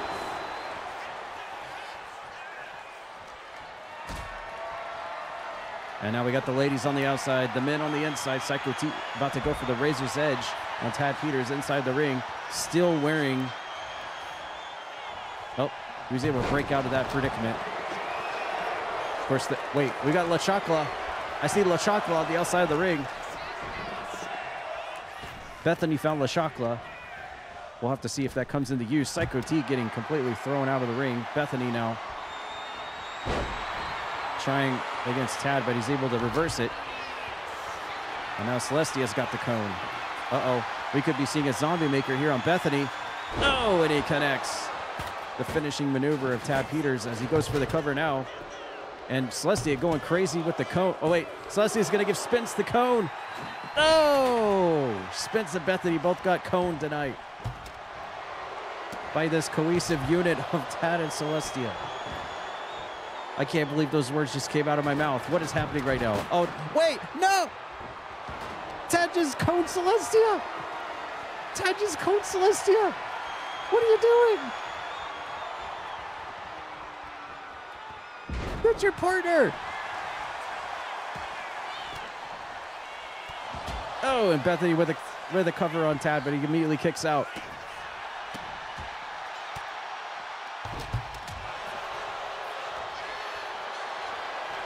We got Psycho T and Celestia on the outside. Bethany and Tad fighting on the inside.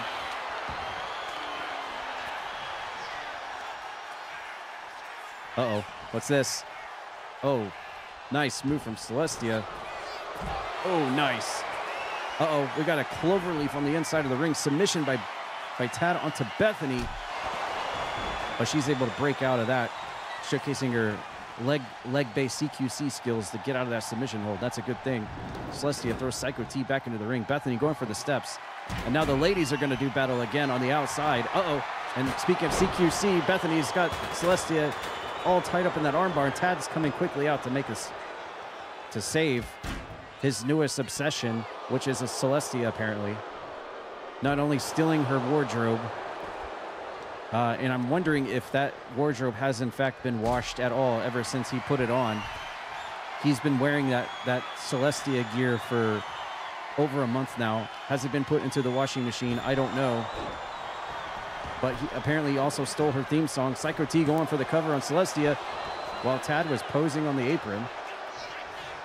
But it doesn't matter. She's able to kick out. Psycho T now going to work on Tad Peters as Celestia's got Bethany up. Nice butterfly suplex. And Psycho T was going to make a save for his wife, but Tad caught him into, oh my God, and Tad hits a zombie maker. Psycho T as the bell rings. Celestia picking up the 1-2-3 over Bethany tonight. Oh my God, how are they going to celebrate? They clapped hands. They clapped hands. What is going on here?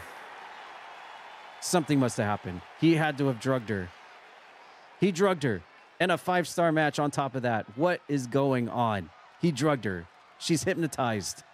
She's under the spell. It's Stockholm Syndrome. Has to be. I need to know more about what just happened. Ow! You pervert!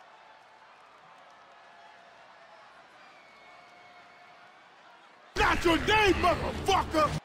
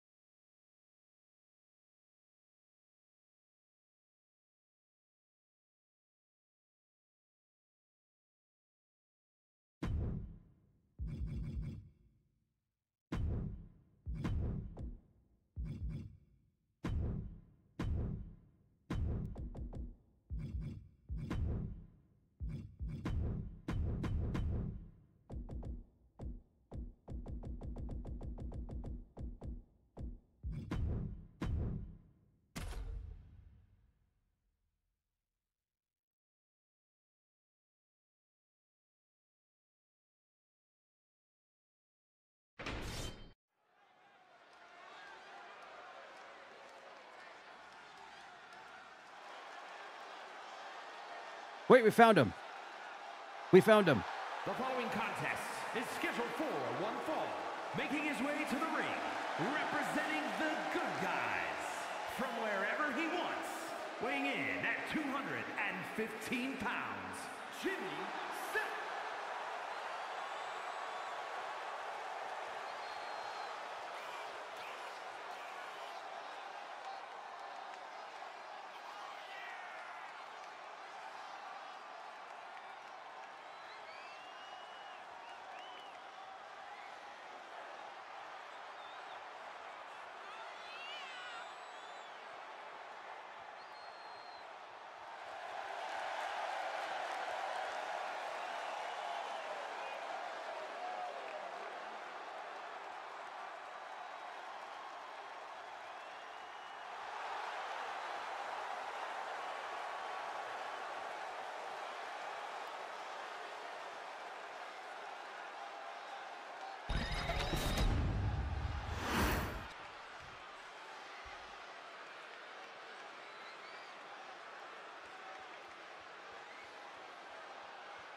And his opponent from New Orleans, Louisiana, weighing in at 246 pounds, Cassidy.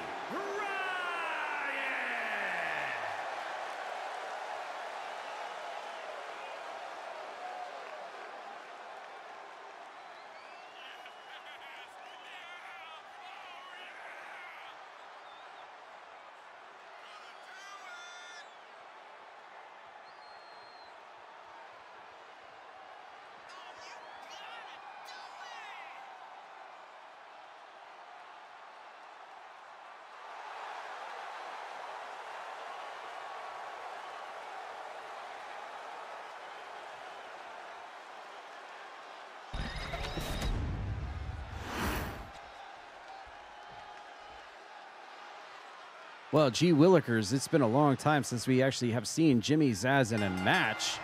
The last time we saw Jimmy Zazz, he was being hunted by the television champion Feats. Hopefully Feats doesn't realize he's actually in a match here tonight, because he'll be coming out trying to collect on his newest trophy to mount on his wall. But in the meantime, it looks like it's going to be Jimmy Zazz versus Cassidy Ryan one-on-one. And we all know where Cassidy Ryan is coming from on this deal. Obviously, Cassidy Ryan has got a severe grudge against Grimm.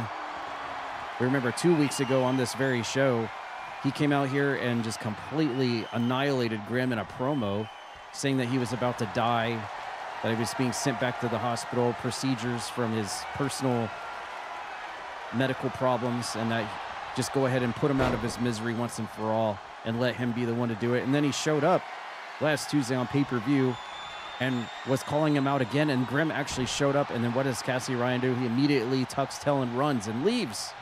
He runs away. So what the heck was that all about? Cassidy Ryan right now just full of hot air and bloated promos, as he just has taken a personal grudge against Grimm these days. And We all know that Jimmy Zazz is very tight with Grimm. They're best buddies. They're BFFs. And so Cassie Ryan obviously has some kind of game plan here to try to get under Grimm's turtle shell by facing Jimmy Zazz tonight. We'll see if the plan pays off or if it backfires on Cassidy Ryan, who for just whatever reason, I guess it's him, just Cassie Ryan being Cassie Ryan, has taken it ultimately personal that Grimm is even on the roster, our first ever World Heavyweight Champion of CPW. I guess he just absolutely hates that Grimm gets cheered and is liked as much as he is, and feels like he should have been the first ever world champion, not Grimm, who is the quote-unquote cartoon character of CPW, one of a few anyway, and not a legitimate wrestler.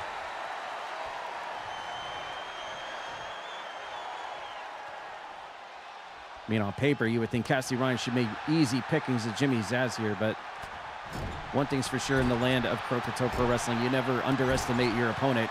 Jimmy Zazz is a former two-time television champion, in fact. So we'll see how this one plays out. Cassie Ryan up on the shoulders and just a simple, old, nasty-looking powerbomb. That'll do the deed, and a nice suplex from Cassie Ryan to seal the deal. Oh my God, what is happening? This is completely unplanned and unprecedented. What is happening? Wait, what? A personal photographer. Wait, is that Miss Perfections or is that Sean the Shows? Oh my God. Wait, does Jimmy Zazz have his own personal photographer too? Is that the guy who takes the screenshots where we're trying to find Jimmy Zazz each Tuesday? Jimmy Zazz able to come from behind and utilize the photographer tactic on Cassie Ryan and hit the wheelbarrow plex, but Cassie Ryan is able to kick out before the 3. I guess that's Mr. CSC. I guess we'll call him Mr. CSC. Came out here, the personal photographer of Jimmy Zazz, where we try to find him each Tuesday.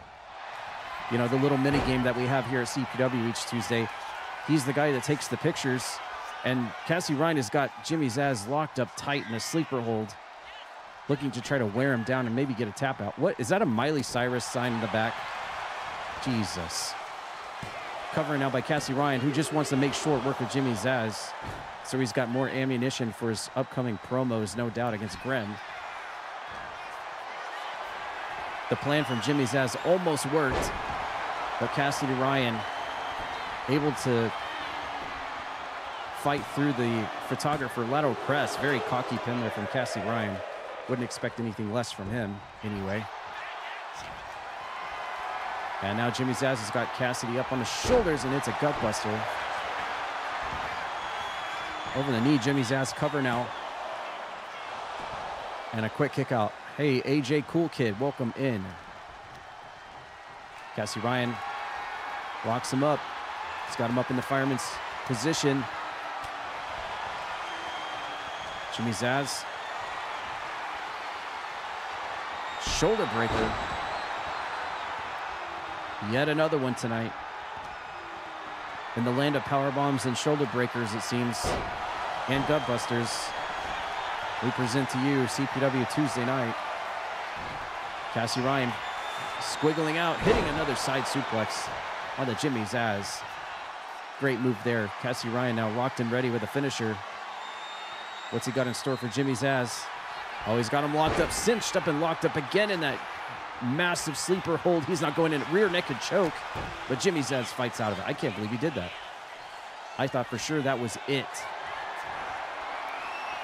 Cassie Ryan able to reverse, hitting the chop block as Jimmy Zazz rolls out of the ring.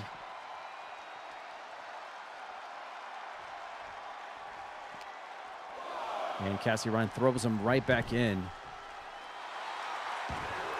And taking a moment to just pose to the crowd. I have to tell you, now that we've actually started a Red Dead Redemption 2 playthrough here at Croakitoad, and now we're doing CPW after the fact, I think it's quite funny how similar that Cassidy Ryan right now looks to Arthur Morgan from Red Dead 2. It's actually kind of funny. I would have never really put that together had I never played Red Dead 2, but now that we are in the middle of the playthrough, I can definitely see the similarities. Jimmy Zazz out of the ring, right back in. Cassie Ryan posing in the corner. And a back heel kick from Jimmy Zazz and the Shining Time Wizard to follow suit into a cover. He's got the leg hooked. Is it enough? No, Cassie Ryan still alive in this thing. 3.5 match star rating. Jimmy Zazz again. And the driver's seat, another gutbuster. Waiting for Cassie Ryan to get to his feet. Jimmy Zazz trying to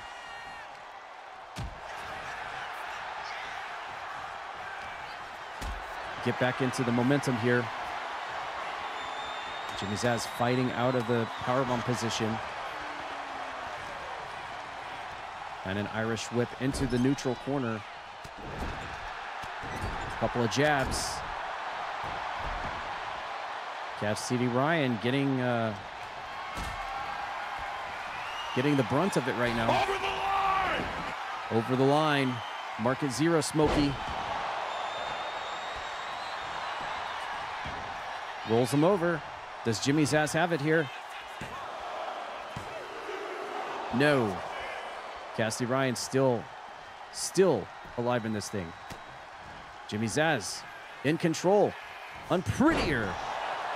A move that he and Grim both enjoy.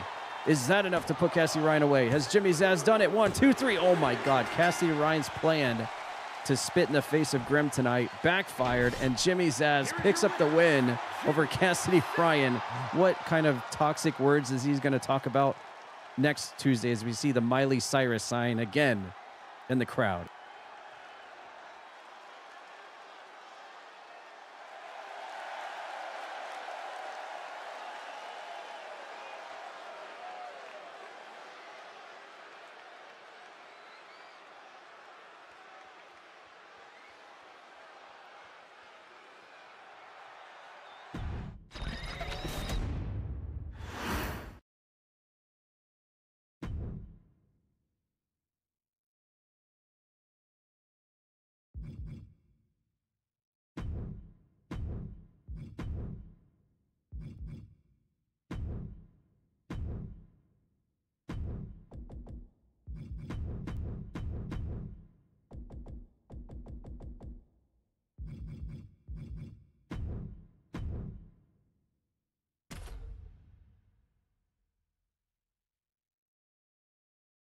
All right, as we prepare for our next match tonight, we know that the aftermath of the giant feud between Linky and Miles reverberated through a lot of other people, and we're about to see... Wait, hold on.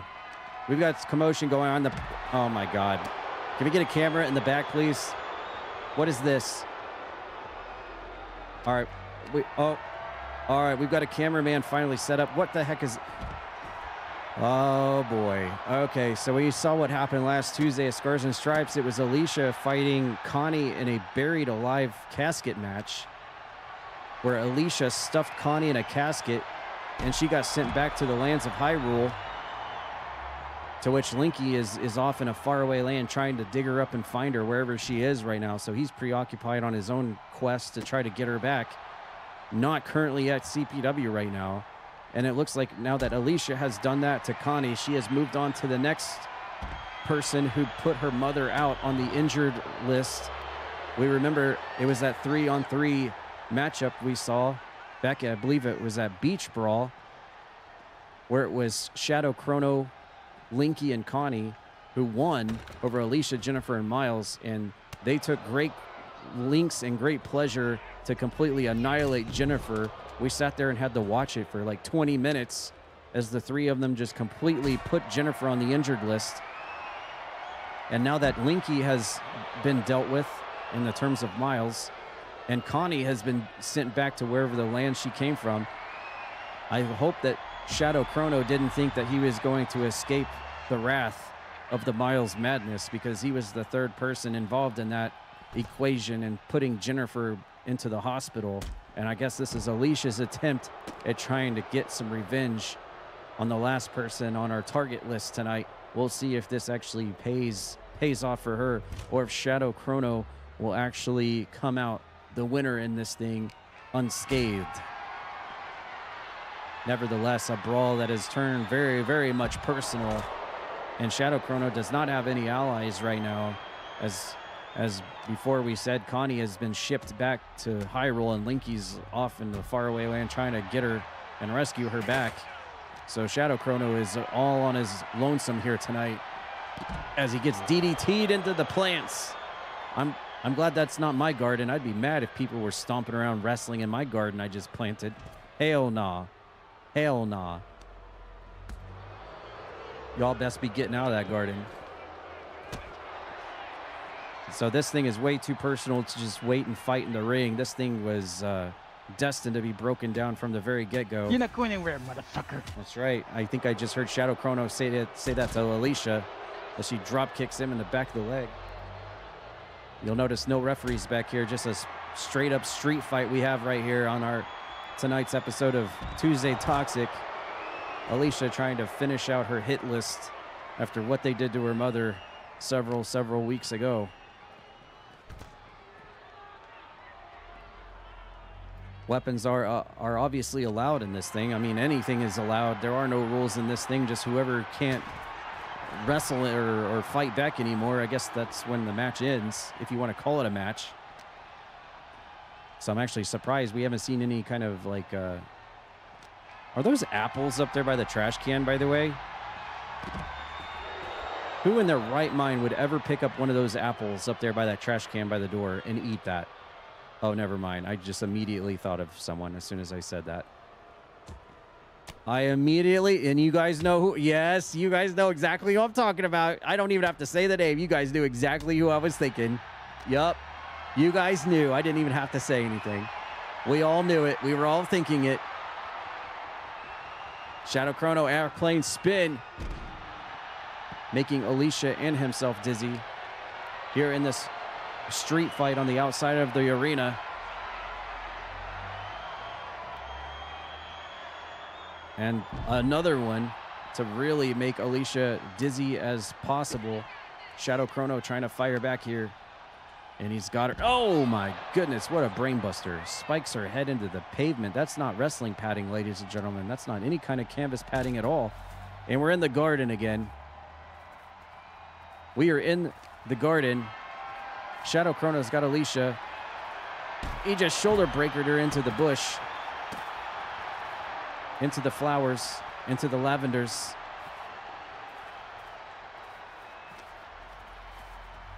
They're getting mulch all over the place. Oh my God, he drop kicks her off the... Well, Shadow Chrono's dancing in the bush. Trying to find some chows, probably. And reverses Alicia, drops her on the back of her head. I see a cardboard box up there. I wonder if Snake is in that box waiting to come out for the Snake Eater remake in a few weeks. See weapons all over the place. There's someone's car, rental car down there. I wonder whose black rental car that is. May not want to get too close to that. Maybe filing an insurance claim. Ooh, scoop slams right onto the pavement. That's hard, brother. That's hard. I don't know. I was looking close enough to see if it was a Pontiac Grand Prix, but I didn't see anyone in it. There is a black sedan there, though. Full disclosure, there might be FBI in there. Uh-oh, Alicia's got the cone. We saw what happened earlier with Tad and Celestia against Psycho T and Bethany. Everyone got the cone in that match, except for the one person who actually deserved the cone. He didn't get the cone. He might get the cone this weekend at QuakeCon, though. Alicia with the reversal, going for a steel chair, maybe, perhaps. She's basking it over. Nope, decides against it.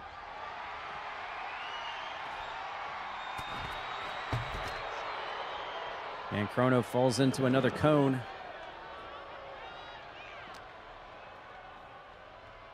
Alicia taking him to the other side. Back towards the vehicles. Missing the spin kick.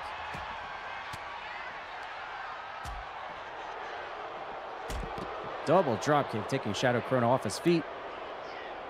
And a sledgehammer. Oh, who just randomly leaves a sledgehammer back here in the parking lot? Oh my God. She's jackhammering him right in the balls.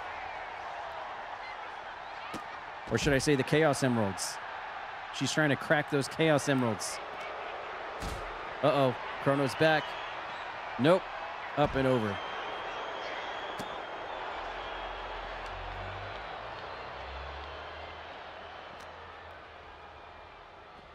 And just throws him. Chrono kips up to his feet. Trying to get back in control here. Another shoulder breaker. We love those tonight, apparently. Scott Norton would be proud.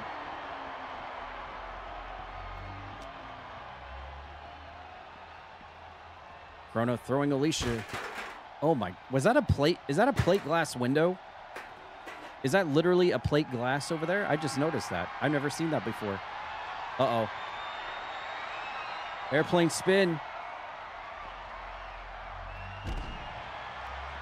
Alicia, dazed and confused right now.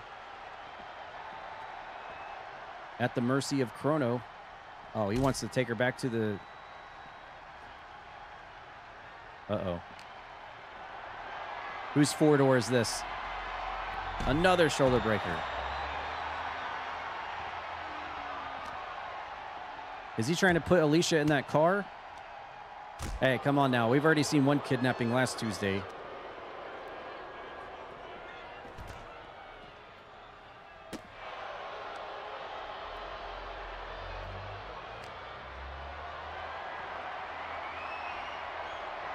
And a shoulder breaker of her own. We love them shoulder breakers, apparently. We love them.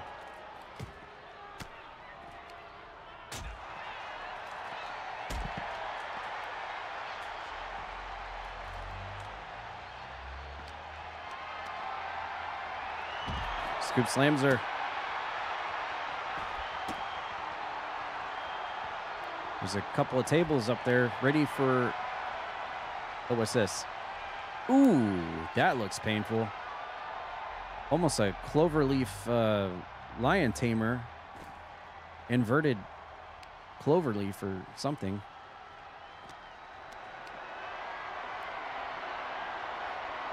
And now Chrono is just carrying Alicia to the car. Wait, wait. Oh, I thought he was going to put her in the trunk. And Chrono's proud of himself. He just threw Alicia on the car. Surprised it didn't break the window. Now where are we going? Remember, this is a match of revenge, ladies and gentlemen. This is a... Oh, God. Brainbusters her skull into the mulch or whatever that is, the dirt. Well, he had a garbage can and then decided not to use it. Here comes that submission again. Oh, and he wins immediately. Alicia just couldn't... That brainbuster just did her in. And look at that. Alicia went for some payback, and Chrono said, I don't think so.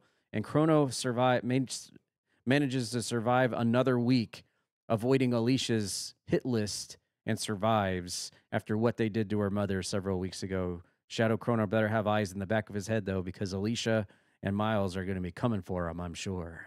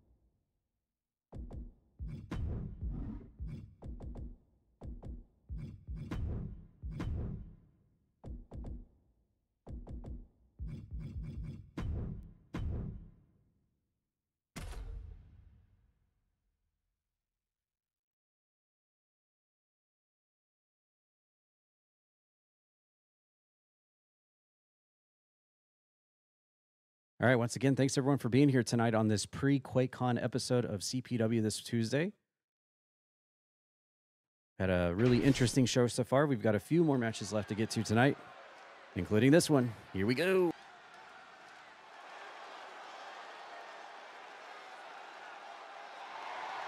The following is a triple threat match. Making his way to the ring from Manchester, England, weighing in at 230 pounds, Kid is Valentine.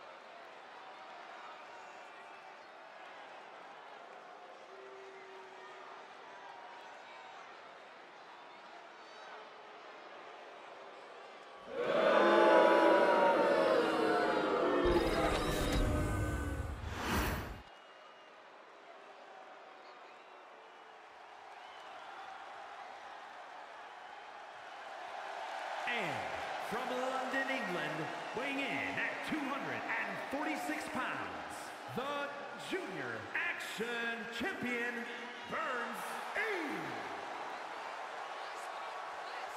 Wait, who's that behind Burnsy?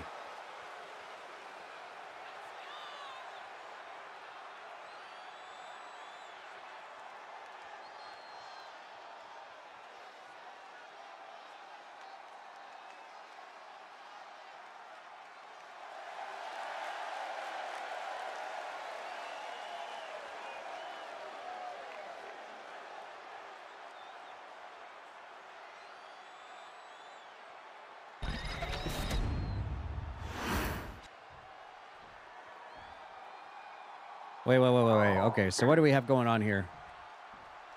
We've got ourselves a three-way matchup between the Young Lions champion, the former champion, Spike Ryan, and then Kadaj Valentine, who's a guy who really would love to have the title belt, who's not had a rightful one-on-one shot for the belt yet. So the champion, the former champion, and a guy that really wants the belt, who's probably at the very top of the leaderboard right now for it, right there with Spike Ryan. And then we have the elephant in the room on the outside of the ring, who just came out here with Burnsy, who obviously has had a lot of choice words for Spike Ryan over the past several... You just made the list! Yes. Spike Ryan definitely made Mr. Coke's list several months back, and it's been nothing but constant berating and bashing and trolling ever since, that's for sure. And we've got ourselves a three-way match, which means weapons are allowed. So Burnsy's going to grab a weapon as we see Mr. Coke getting himself involved now. Mr. Coke going for the turnbuckle. And Burnsy, the champion, going to go for the cover on Kadaj to try to end it early, but that's not going to happen. It looks like this thing might be first falls, which means these guys are going to have eyes in the back of their head to make sure that the match doesn't lose while their back is turned. No elimination on this thing. And so we got to wonder what kind of presence Mr. Coke is going to have in this match in an attempt to try to... oh, look at Spike Ryan. Look at Coke and Spike Ryan. Look. Look at this. Coke and Spike Ryan distracting one another. Look, Spike Ryan can't even concentrate on the match because his favorite friend, Mr. Coke, is out here at ringside. And that's the game plan that he was hoping for. Now it's all about the match result.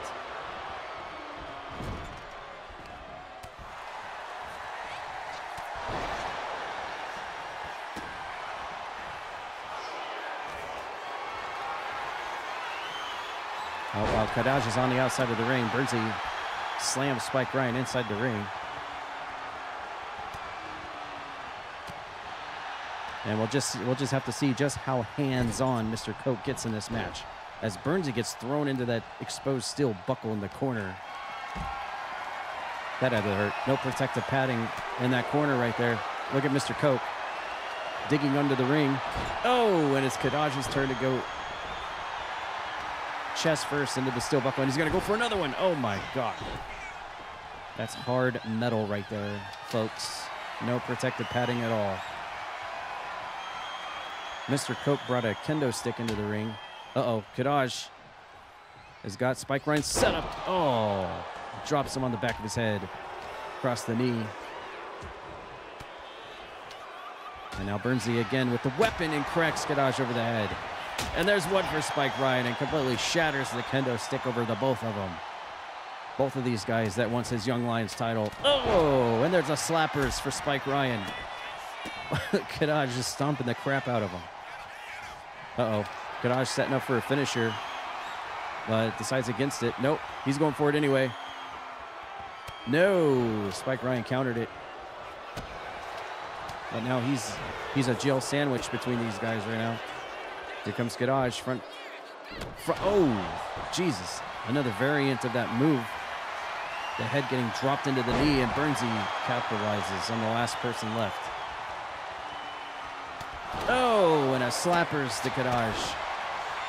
I remember what happened last Tuesday on pay-per-view at Scars and Stripes when it was Burnsy versus Puppy. When Burnsy goes to town on those slappers, you don't last very long. Spike Ryan, look at this. Spike Ryan trying to cheat the win here. Feet on the ropes. We saw it work earlier tonight. And now Burnsy's turn to go hit into the steel buckle. Everybody's felt the wrath of that thing. Death Belly driver from Kadaj. That was bullcrap. That was probably bullcrap. No! No kids. No kids. No kids. Oh my God, Kadaj was 1 second away from winning. But Burnsy said, I don't think so. A big fight here set for the CPW Young Lions title division for sure. The champion and two of the highest contenders for the belt doing battle here in this three-way dance. After the aftermath of last Tuesday's title match, the Retain over Puppy. Kadaj wants a shot, a one-on-one shot for the belt for the first time ever. Spike Ryan wants his belt back, and Burnsy doesn't want to give it up. And again, the steel buckle comes into play. Man, I've never seen a match so far where the steel buckle has been utilized so much. This is definitely a record for sure. And now Burnsy gets thrown into the buckle. These guys are going to have some bruised backs and chests tomorrow, that's for sure. It makes you wonder who Mr. Coke is actually going for in this match.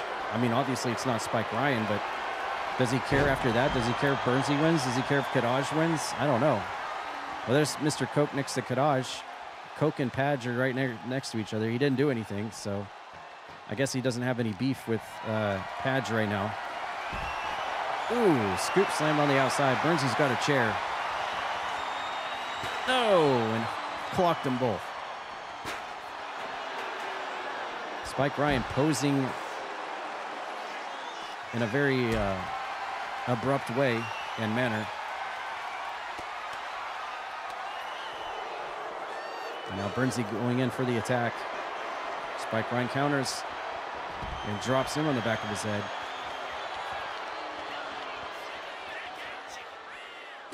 Uh-oh. Kadaj moves in for the attack. Oh, and drops him on the back of his head again. The knee strike to the back of the head. Burnsy getting thrown to the steps. And Spike Ryan, a little too much taunting. He loves doing his taunting, doesn't he? Oh my God, a Death Valley driver on the outside of the ring. That'll hurt you. Burnsy slipping all the way around and hits Kadaj with the DDT. This is actually a really good match. This is actually a really good three-way match. I like it. Kadaj, wrong time to taunt. Gets scoop slammed by the champion, Burnsy. Spike Ryan's got a chair. All is legal in this three-way match. And now Burnsy sends Spike Ryan into the buckle again, and this opens up Burnsy. No, he reverses Kadaj's attempt. Uh-oh, slappers. No, slappers for the champion, Burnsy. Is he actually going to walk out of this thing unscathed after all of this? 1, 2, no, Kadaj kicks out. I'm telling you what, he can't take too many more of those slappers, though. He's not going to last. Oh, speaking of which, Spike Ryan's got to get in there and break this pin up. And he does. Brutal headbutt. And here comes Spike Ryan hitting his finisher, the end of the day, onto Burnsy. Head first into the mat, and Kadaj is there to make the save. This is the special side mission of Red Dead Redemption 2 you've never heard of before, where you go to a giant arena and we do some wrestling.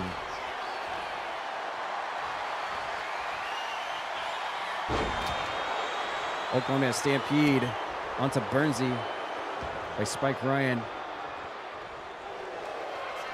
And here comes Spike Ryan looking for that single leg crab. Submission hold onto the champion. But Kadaj is there to make the save. Into the ropes. Oh my God, gets met with a big boot to the face. Spike Ryan going for the cover while we see Coke in the background watching. Oh no. Kadaj kicks out before the 3.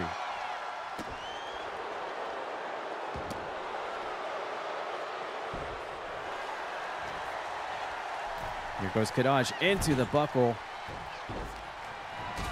How many times is that now for guys getting thrown into that still exposed buckle, man?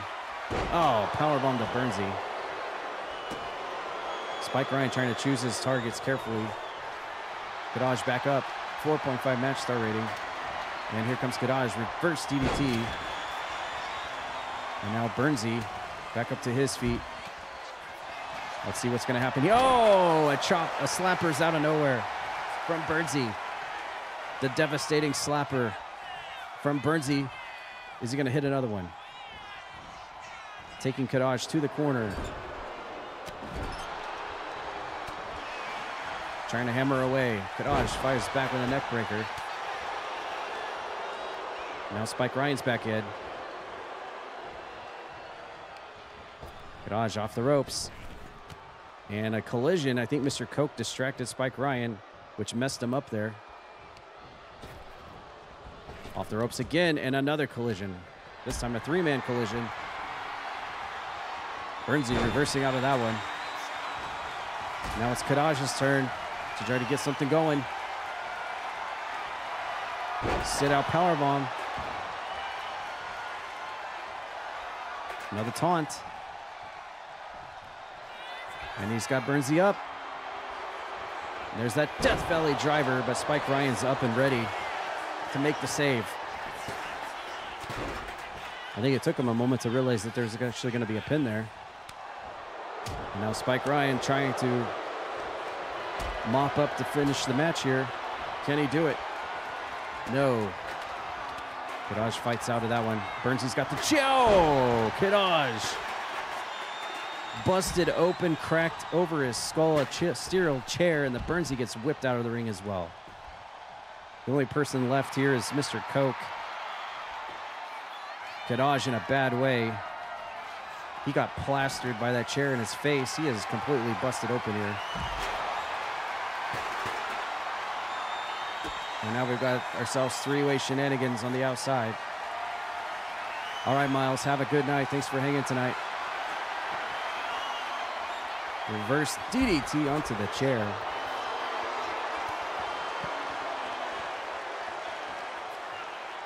And Burnsy sent to the steps. We're on the outside again. 5-star match rating between these three in the Young Lions title division. I feel like the end is coming very soon. Kadaj, once again, still bolt exposed. Burnsy gonna have to hurry up and get in here, and he does not. Spike Ryan will win, and he does it in front of Mr. Coke at ringside. Can you believe it? Spike Ryan walks out the winner over the champion and the guy who wants to be champion. I think this might be Spike Ryan's claim to getting his rematch clause against Burnsy, finally.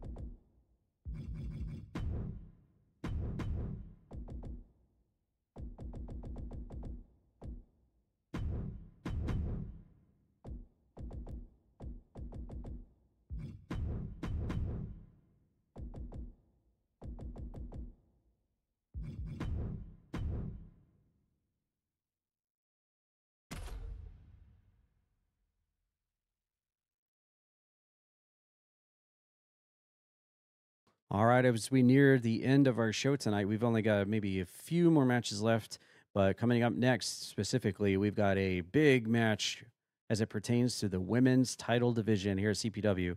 And as we all know, we've got a giant women's division. Love it.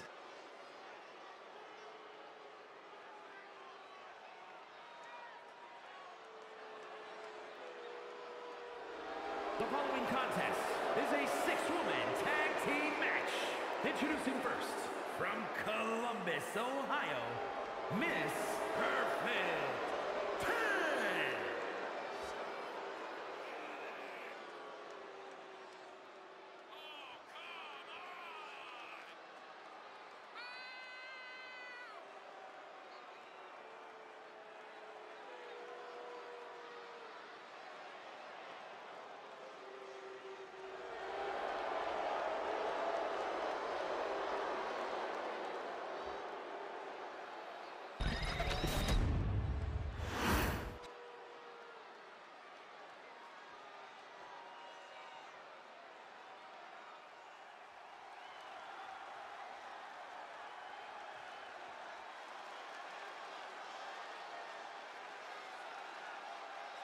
And from Charlotte, North Carolina, Discobnny.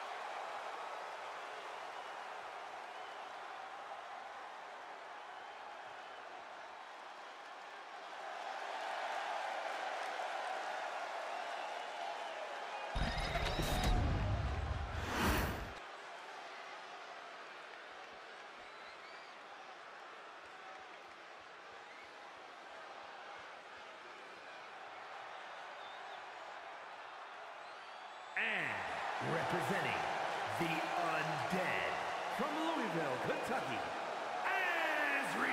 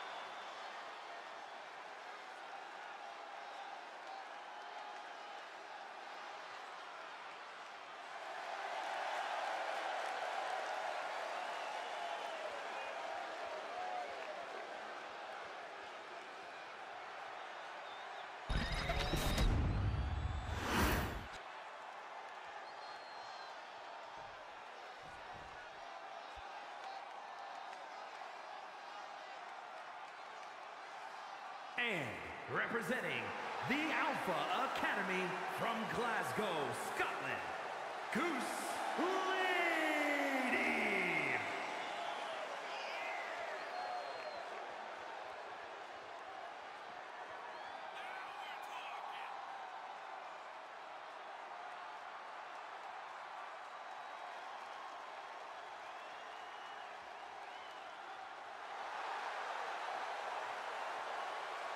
You just made the list!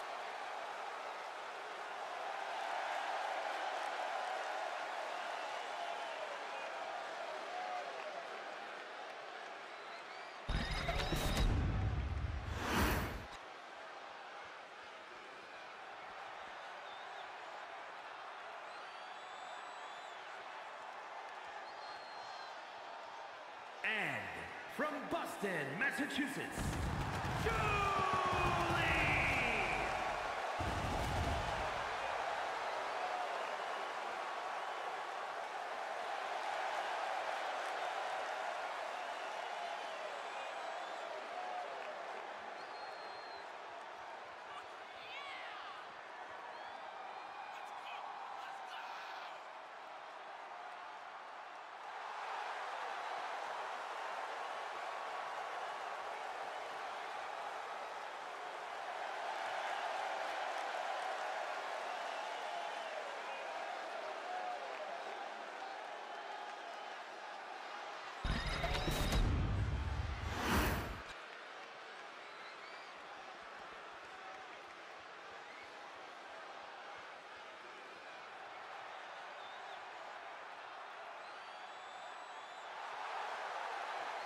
and from St. Louis, Missouri, the Women's Wrestling Champion, Spivey!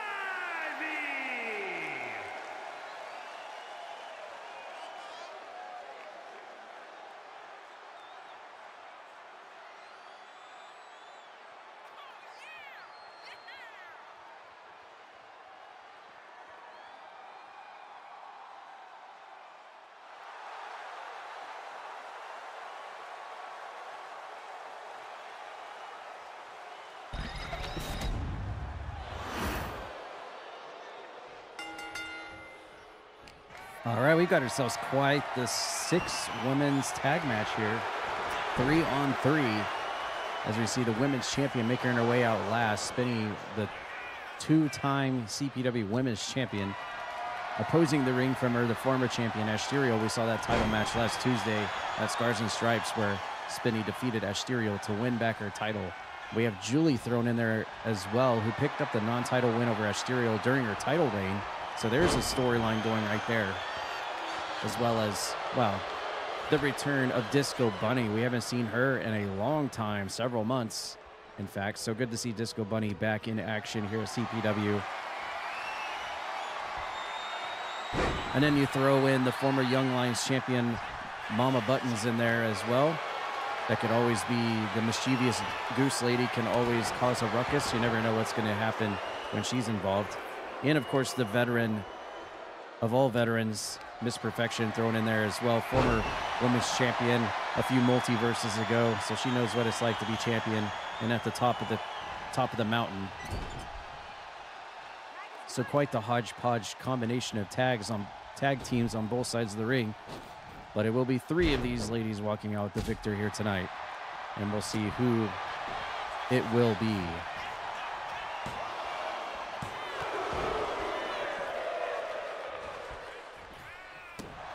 As right now we have Julie and Miss Perfection squaring off as the legal participants of both teams. Lots of chops. All the chops. Julie missing out on the rebound off the Irish whip. Trying to carry Miss Perfection around. She's going to get out of that one. And now looks like they're trying to fight towards that neutral corner.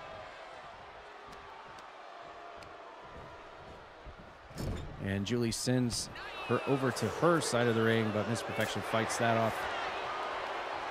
And once again into the neutral corner. Julie now chops, chops, chops, chops. All the chops. Julie backs off, makes a tag to Buttons.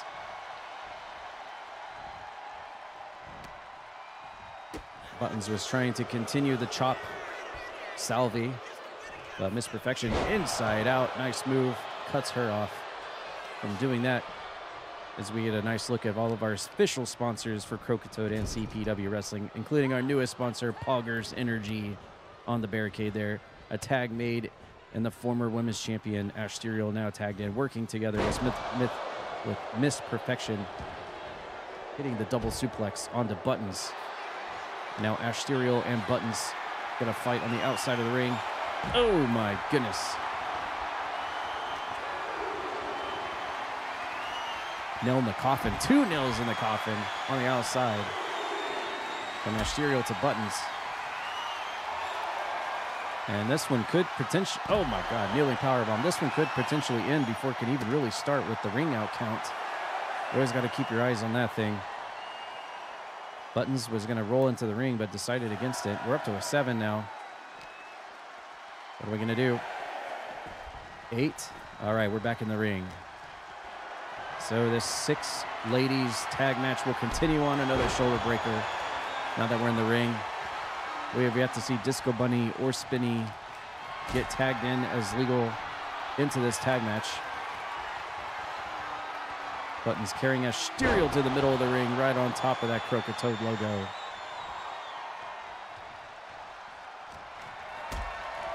Buttons in full control here. Well, she was before that reversal. Ashterial sitting her up and over with a back body drop. And Ash sends Buttons up into the corner. Another tag made. Miss Perfection's back in. And look at this teamwork working together. Double hip toss. Onto Buttons. And Buttons trying to fend off Miss Perfection here on the ring ropes. Here she comes. What's this? Got her an abdominal stretch type move straight into the roll-up pin. And Miss Perfection all locked up in there, cinched in tight, but Discobnny comes in and makes the save.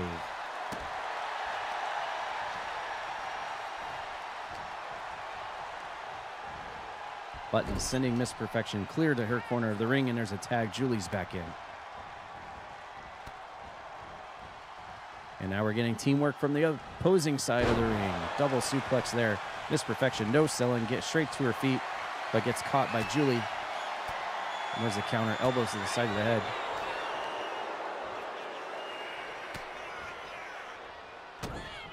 Julie, twist of fate onto Miss Perfection. Immediately goes into the cover.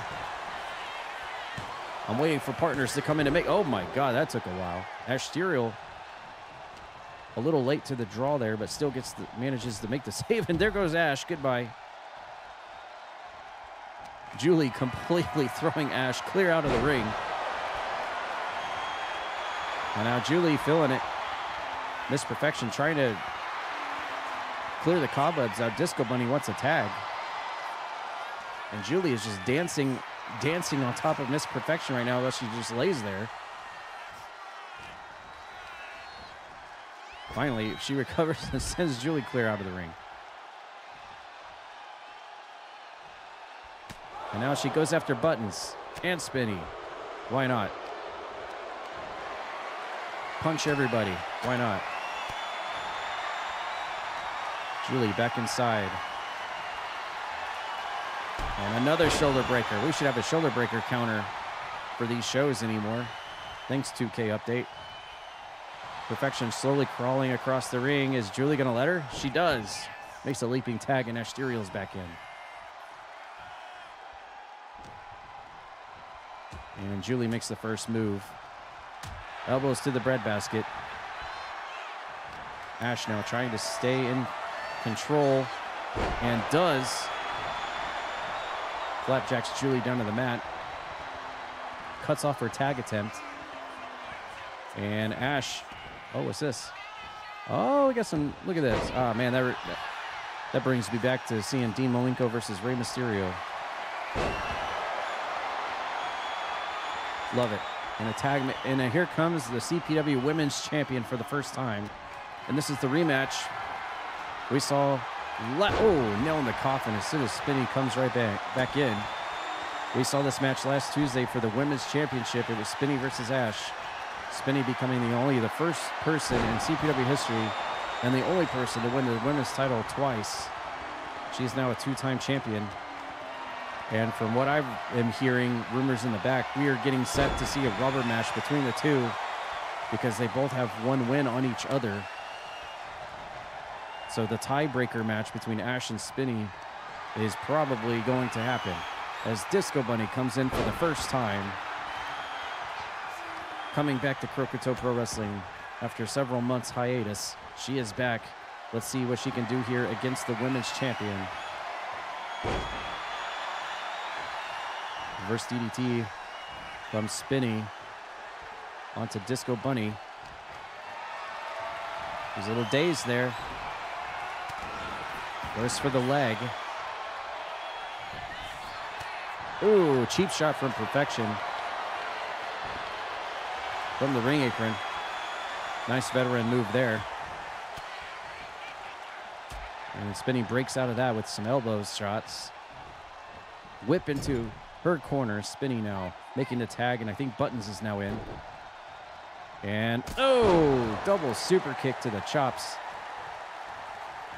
Forcing Discobnny to roll clear out of the ring. And now we've got ourselves a fight on the outside. Oh, Discobnny getting thrown into the steel steps. All right, have a good night, Patch. Thanks for hanging out.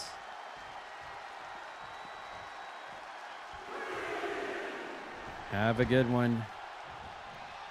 Buttons climbing back in, following Discobnny. Who whips her into the ropes, missing the rebound shot. A lot of those tonight. And now sends Discobnny into her corner. Buttons trying to make a tag. Discobnny says, I don't think so. Nice rolling senton from Buttons onto Discobnny. Now a cover, but she immediately kicks out.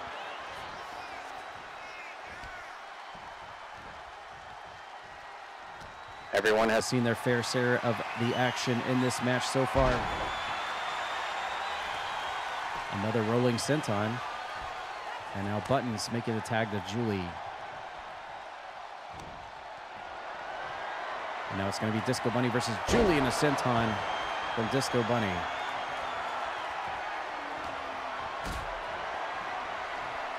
So Discobnny is in control at this point.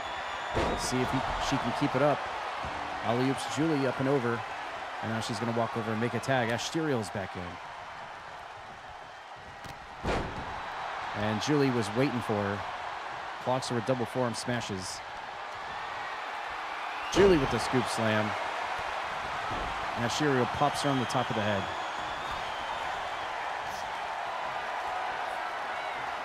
And she's got Julie up. Nice. Inside out. Julie was going to roll out of the ring. Discobnny prevented her from doing so. Wise move there. And Julie catches Ashterial, spins her around. Do-si-do, right into the twist of fate. Into the cover. Almost gets it 3 count.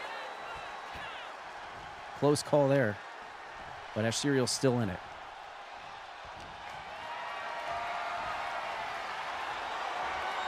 Another shoulder breaker. What is this, about 27 times now tonight? Leaping tag, Miss Perfection's back in.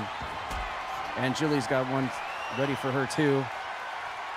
No, Perfection breaks out of that. And here comes Perfection. Right back into it, inside out, flapjacks her into the mat. Gonna try to roll up the cover on Julie. Spinny comes in to make the save.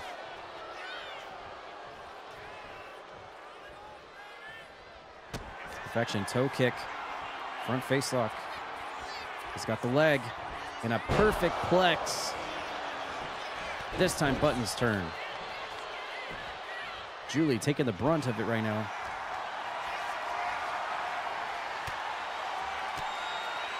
And Perfection fighting off the shoulders. Complete fisticuffs right here. Julie with the inside cradle, looking for the quick pinfall. No.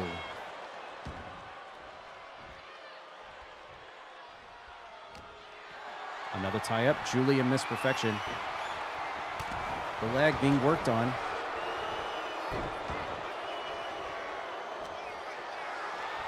And it looks like Buttons was tagged in. Legal person for her team. Shoulder breaker.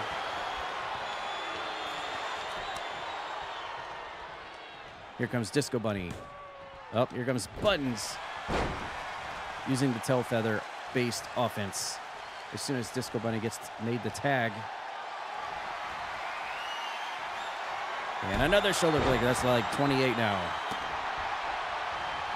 We love them. We love them. Off the ropes. Stompering away. Buttons has got something set and ready. What's she gonna go for? Could be wing clipper. And it is. And submission hold on Discobnny, but Ash is there to make the save. Really, actually a bad part of the ring to be doing that. She was right in front of her tag partners. Terrible spot to be doing that. Ash is stunned against the ropes. She may get called out here. And Button's going for the cover. Ash is... This referee may call the match if she doesn't get out of the ring in time. She's got a 5 count to get back out since she's not the legal person, but she does. Okay. I've actually seen a match in that way before, where the not the legal person stayed in the match too long and it ended. So after all of this, I'm glad it didn't end that way. There's Buttons again with the stunner. And now going to the top rope.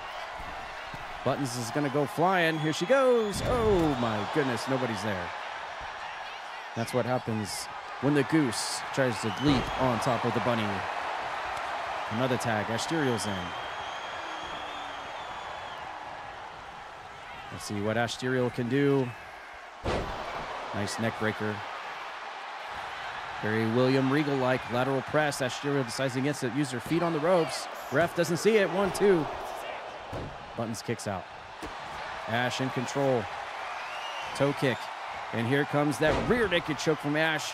She likes this move. She's won so many matches with it. Is she going to choke Buttons out here? And she does. Buttons, no choice but to tap out. And Ashterial gets a little bit of revenge after losing her women's title 7 days ago. Ash fires back with a win for her team tonight.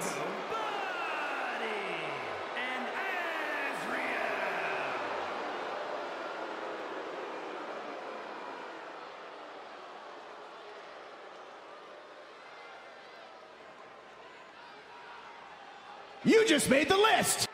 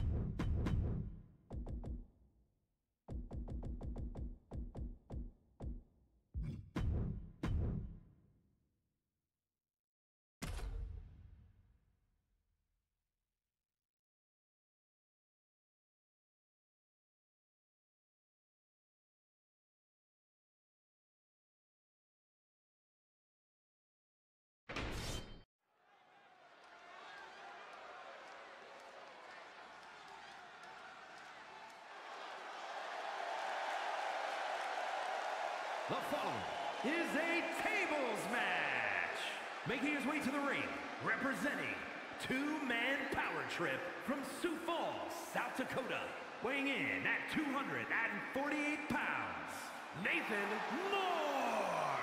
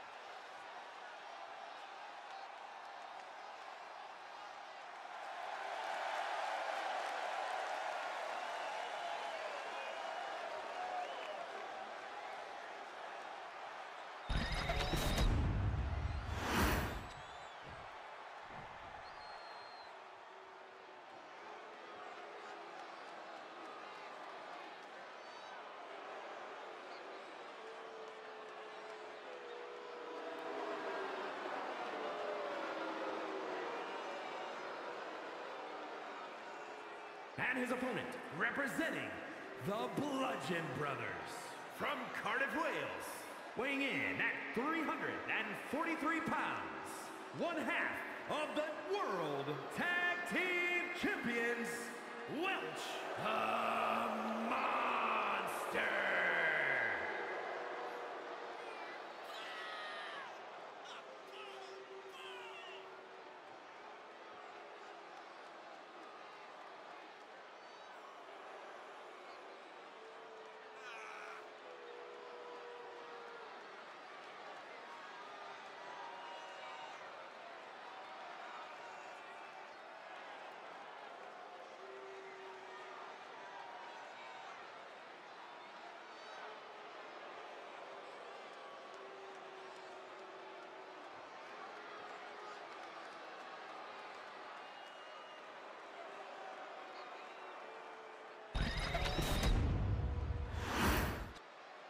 Well, Nathan Moore certainly got his work cut out for him tonight, as apparently we are going to have Nate versus Mosher one-on-one in a tables match.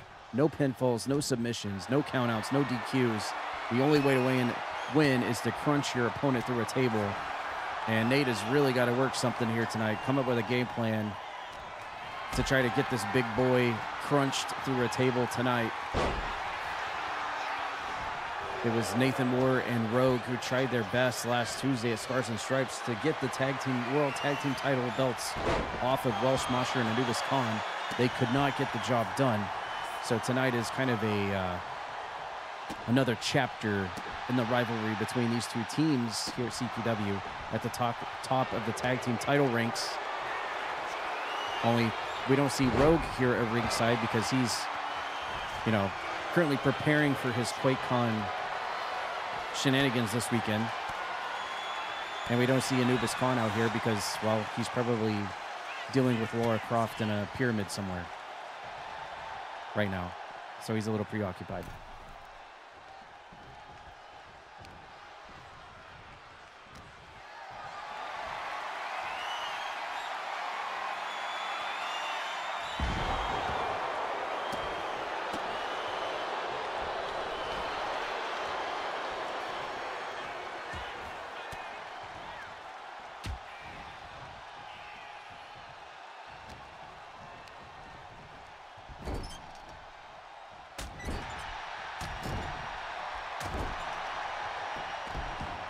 All right, Nathan Moore trying his best to put down the big man, go outside the ring. He has actually tore through that overshield of the Welsh Mosher, so that's actually a good sign for Nathan Moore tonight as he pulls out a kendo stick. Oh my God, completely shatters it over the giant man from Wales, one half of the tag team champions, this behemoth known as the Welsh Mosher. He has punched through his overshield tonight. Nathan Moore actually looking really good. I think he's taking out his frustrations after what happened last Tuesday on the pay-per-view for the tag team titles. Taking some full frustrations out here on the big man. Again, tables match set here. No pinfalls, no submissions. There's not even a referee out here. Someone's going to go crunching through that table. We just got to figure out who it's going to be. Nate had a little change of game plan there. I think he was going to bring the table in, but then decided against it. And then Mosher goes for one anyway. And Nate's going to go for his own table. Okay, so we got some mind games going on here. We have double tables brought into the ring, and now Nathan Moore pops Welsh Mosher off his feet and hits him with a trifecta, a sling blade for good measure. Going for a table is Nathan Moore. Oh, well, like tried to pop Mosher with it, but didn't get much of it. Nathan Moore using his quickness. Oh, and a spear on the Welsh Mosher. Right into the big tum-tums of the Welsh Mosher. A big target for sure. Uh-oh, Mosher's back. Stuffing Nathan Moore up.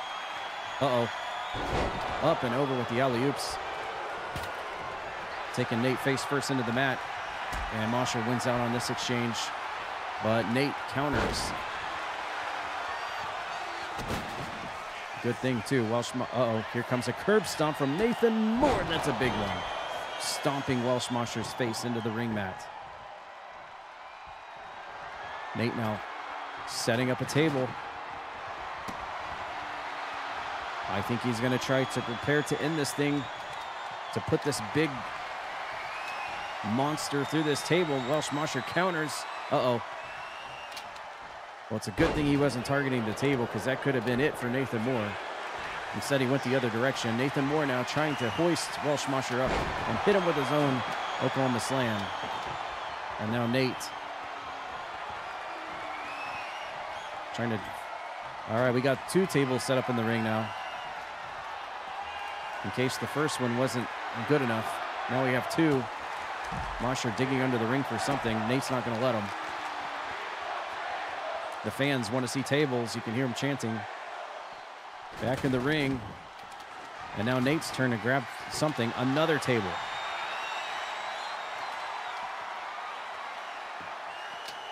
Looks like we're going to meet on the ringside. Oh, pops him and throws it on him. Sensing a little bit of Nathan Moore frustration here. Comes back into the ring. There's the tie-up. Nathan Moore's got him. Scoop slam onto the table. They're danger close to this other table set up here. Welsh Mosher fights him off.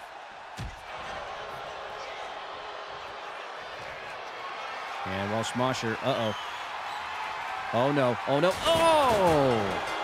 And just like that, this mountain of a man picks up Nathan Moore and completely scoop slams him through the table, shattering it. Nathan Moore, try as he may. I thought it was in Nathan Moore's hands, but Mosher crunches him through a table here tonight. And the Titans reign supreme one more week.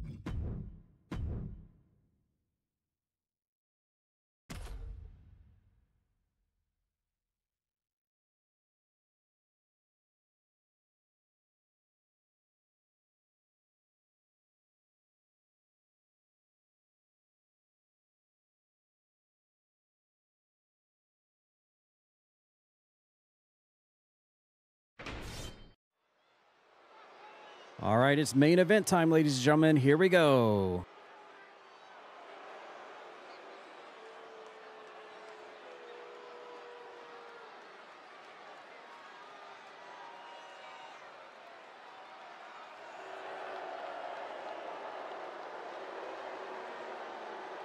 The following contest is scheduled for one fall.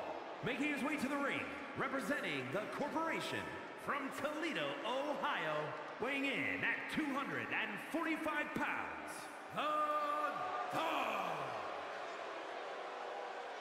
Wait, what? He said Deputy Dog, but why is the entire corporation coming out here? Deputy Dog in action in our main event, but the whole crew is coming out here.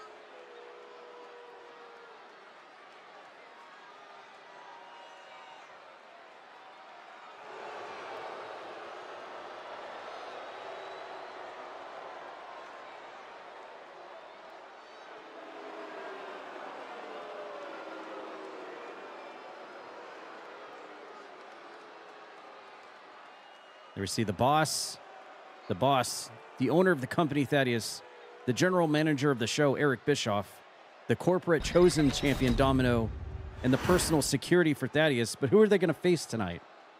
What's going on? Oh, it's the new World Heavyweight Champion.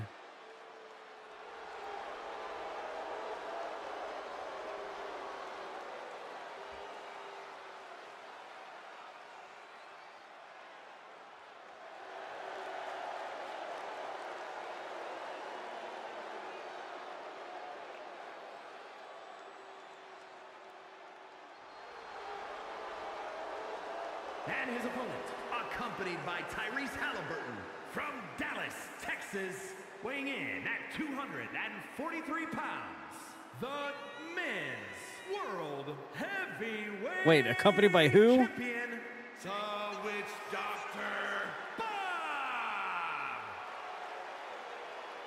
Wait. Who's coming out with Wizard Boz? That's that guy that plays for the Pacers, isn't it? What the hell is he doing here?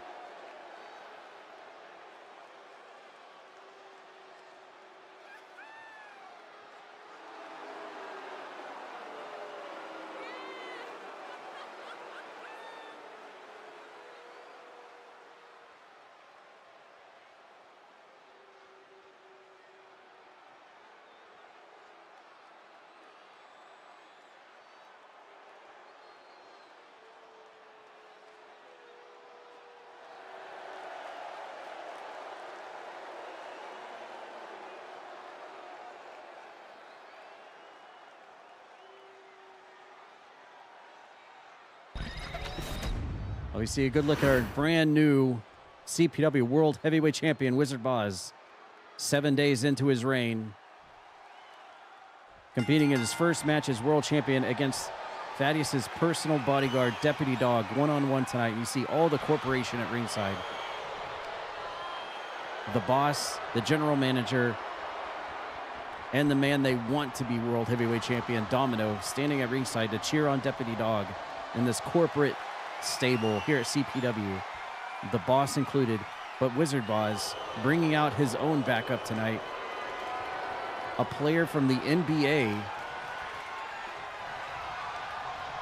Mr. Halliburton, who plays on the Pacers, and we saw the Pacers take on the Thunder in the NBA Finals. Unfortunately, he went down with a calf injury, an Achilles heel injury, a calf injury, something. He went down in the finals. Apparently recovered enough to show up here at CPW to provide backup for Wizard Boz. I guess that's the only backup he needs. But, oh, look at Eric Bischoff right out of the gate. Eric Bischoff going for the turnbuckle pad. There's going to be some cheating on this one, let me tell you. And I feel like there may be no love lost between Thaddeus, who's, obviously Oklahoma proud, Oklahoma native, Oklahoma born and bred, with this OKC Thunder winning the NBA championship, with this guy who plays on the Pacers coming out here to CPW to cover Wizard Boz's back. There may be a little bit of heat there, I would say. We have Deputy Dog having a fight here under standard rules. Usually he's used to bringing out weapons and hitting people with weapons and stuff. It's going to be a little bit of a different ball game for this dog. Just going toe-to-toe in normal match type. But he's got plenty of people there at ringside to ensure that he can possibly win. We'll just have to see who can outsmart the other one when it comes to having all this commotion at ringside for this main event match. The world champion Wizard Boz being put to the test here in his first match, carrying the big gold around his waist for the first time ever with his win over RAJI at Scars and Stripes last Tuesday. And it's obvious that the corporation and Thaddeus, who's got a long-running history with Wizard Boz, let me tell you, has set their eyes on the new world heavyweight champion. As Deputy Dog hits a nice spine buster on the champion, but Wizard Boz raises a shoulder up.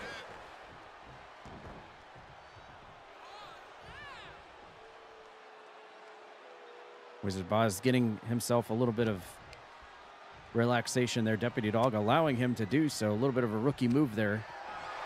You don't want to let Wizard Boz get his stamina back, that's for sure.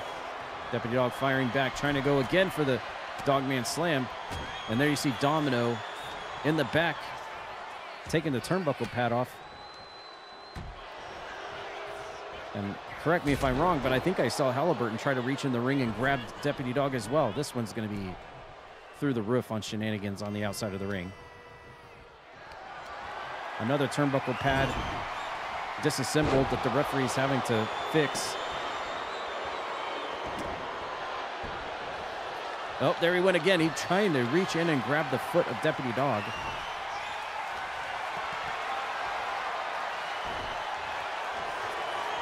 As these two jockey for position in the middle of the ring, Wizard Boz elbows to the side of the dog.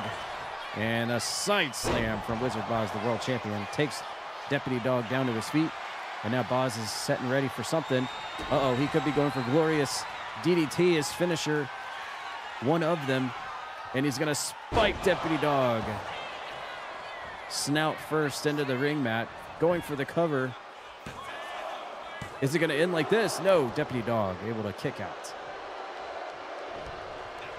And apparently the corporate team on the outside is getting really angsty with the crowd here.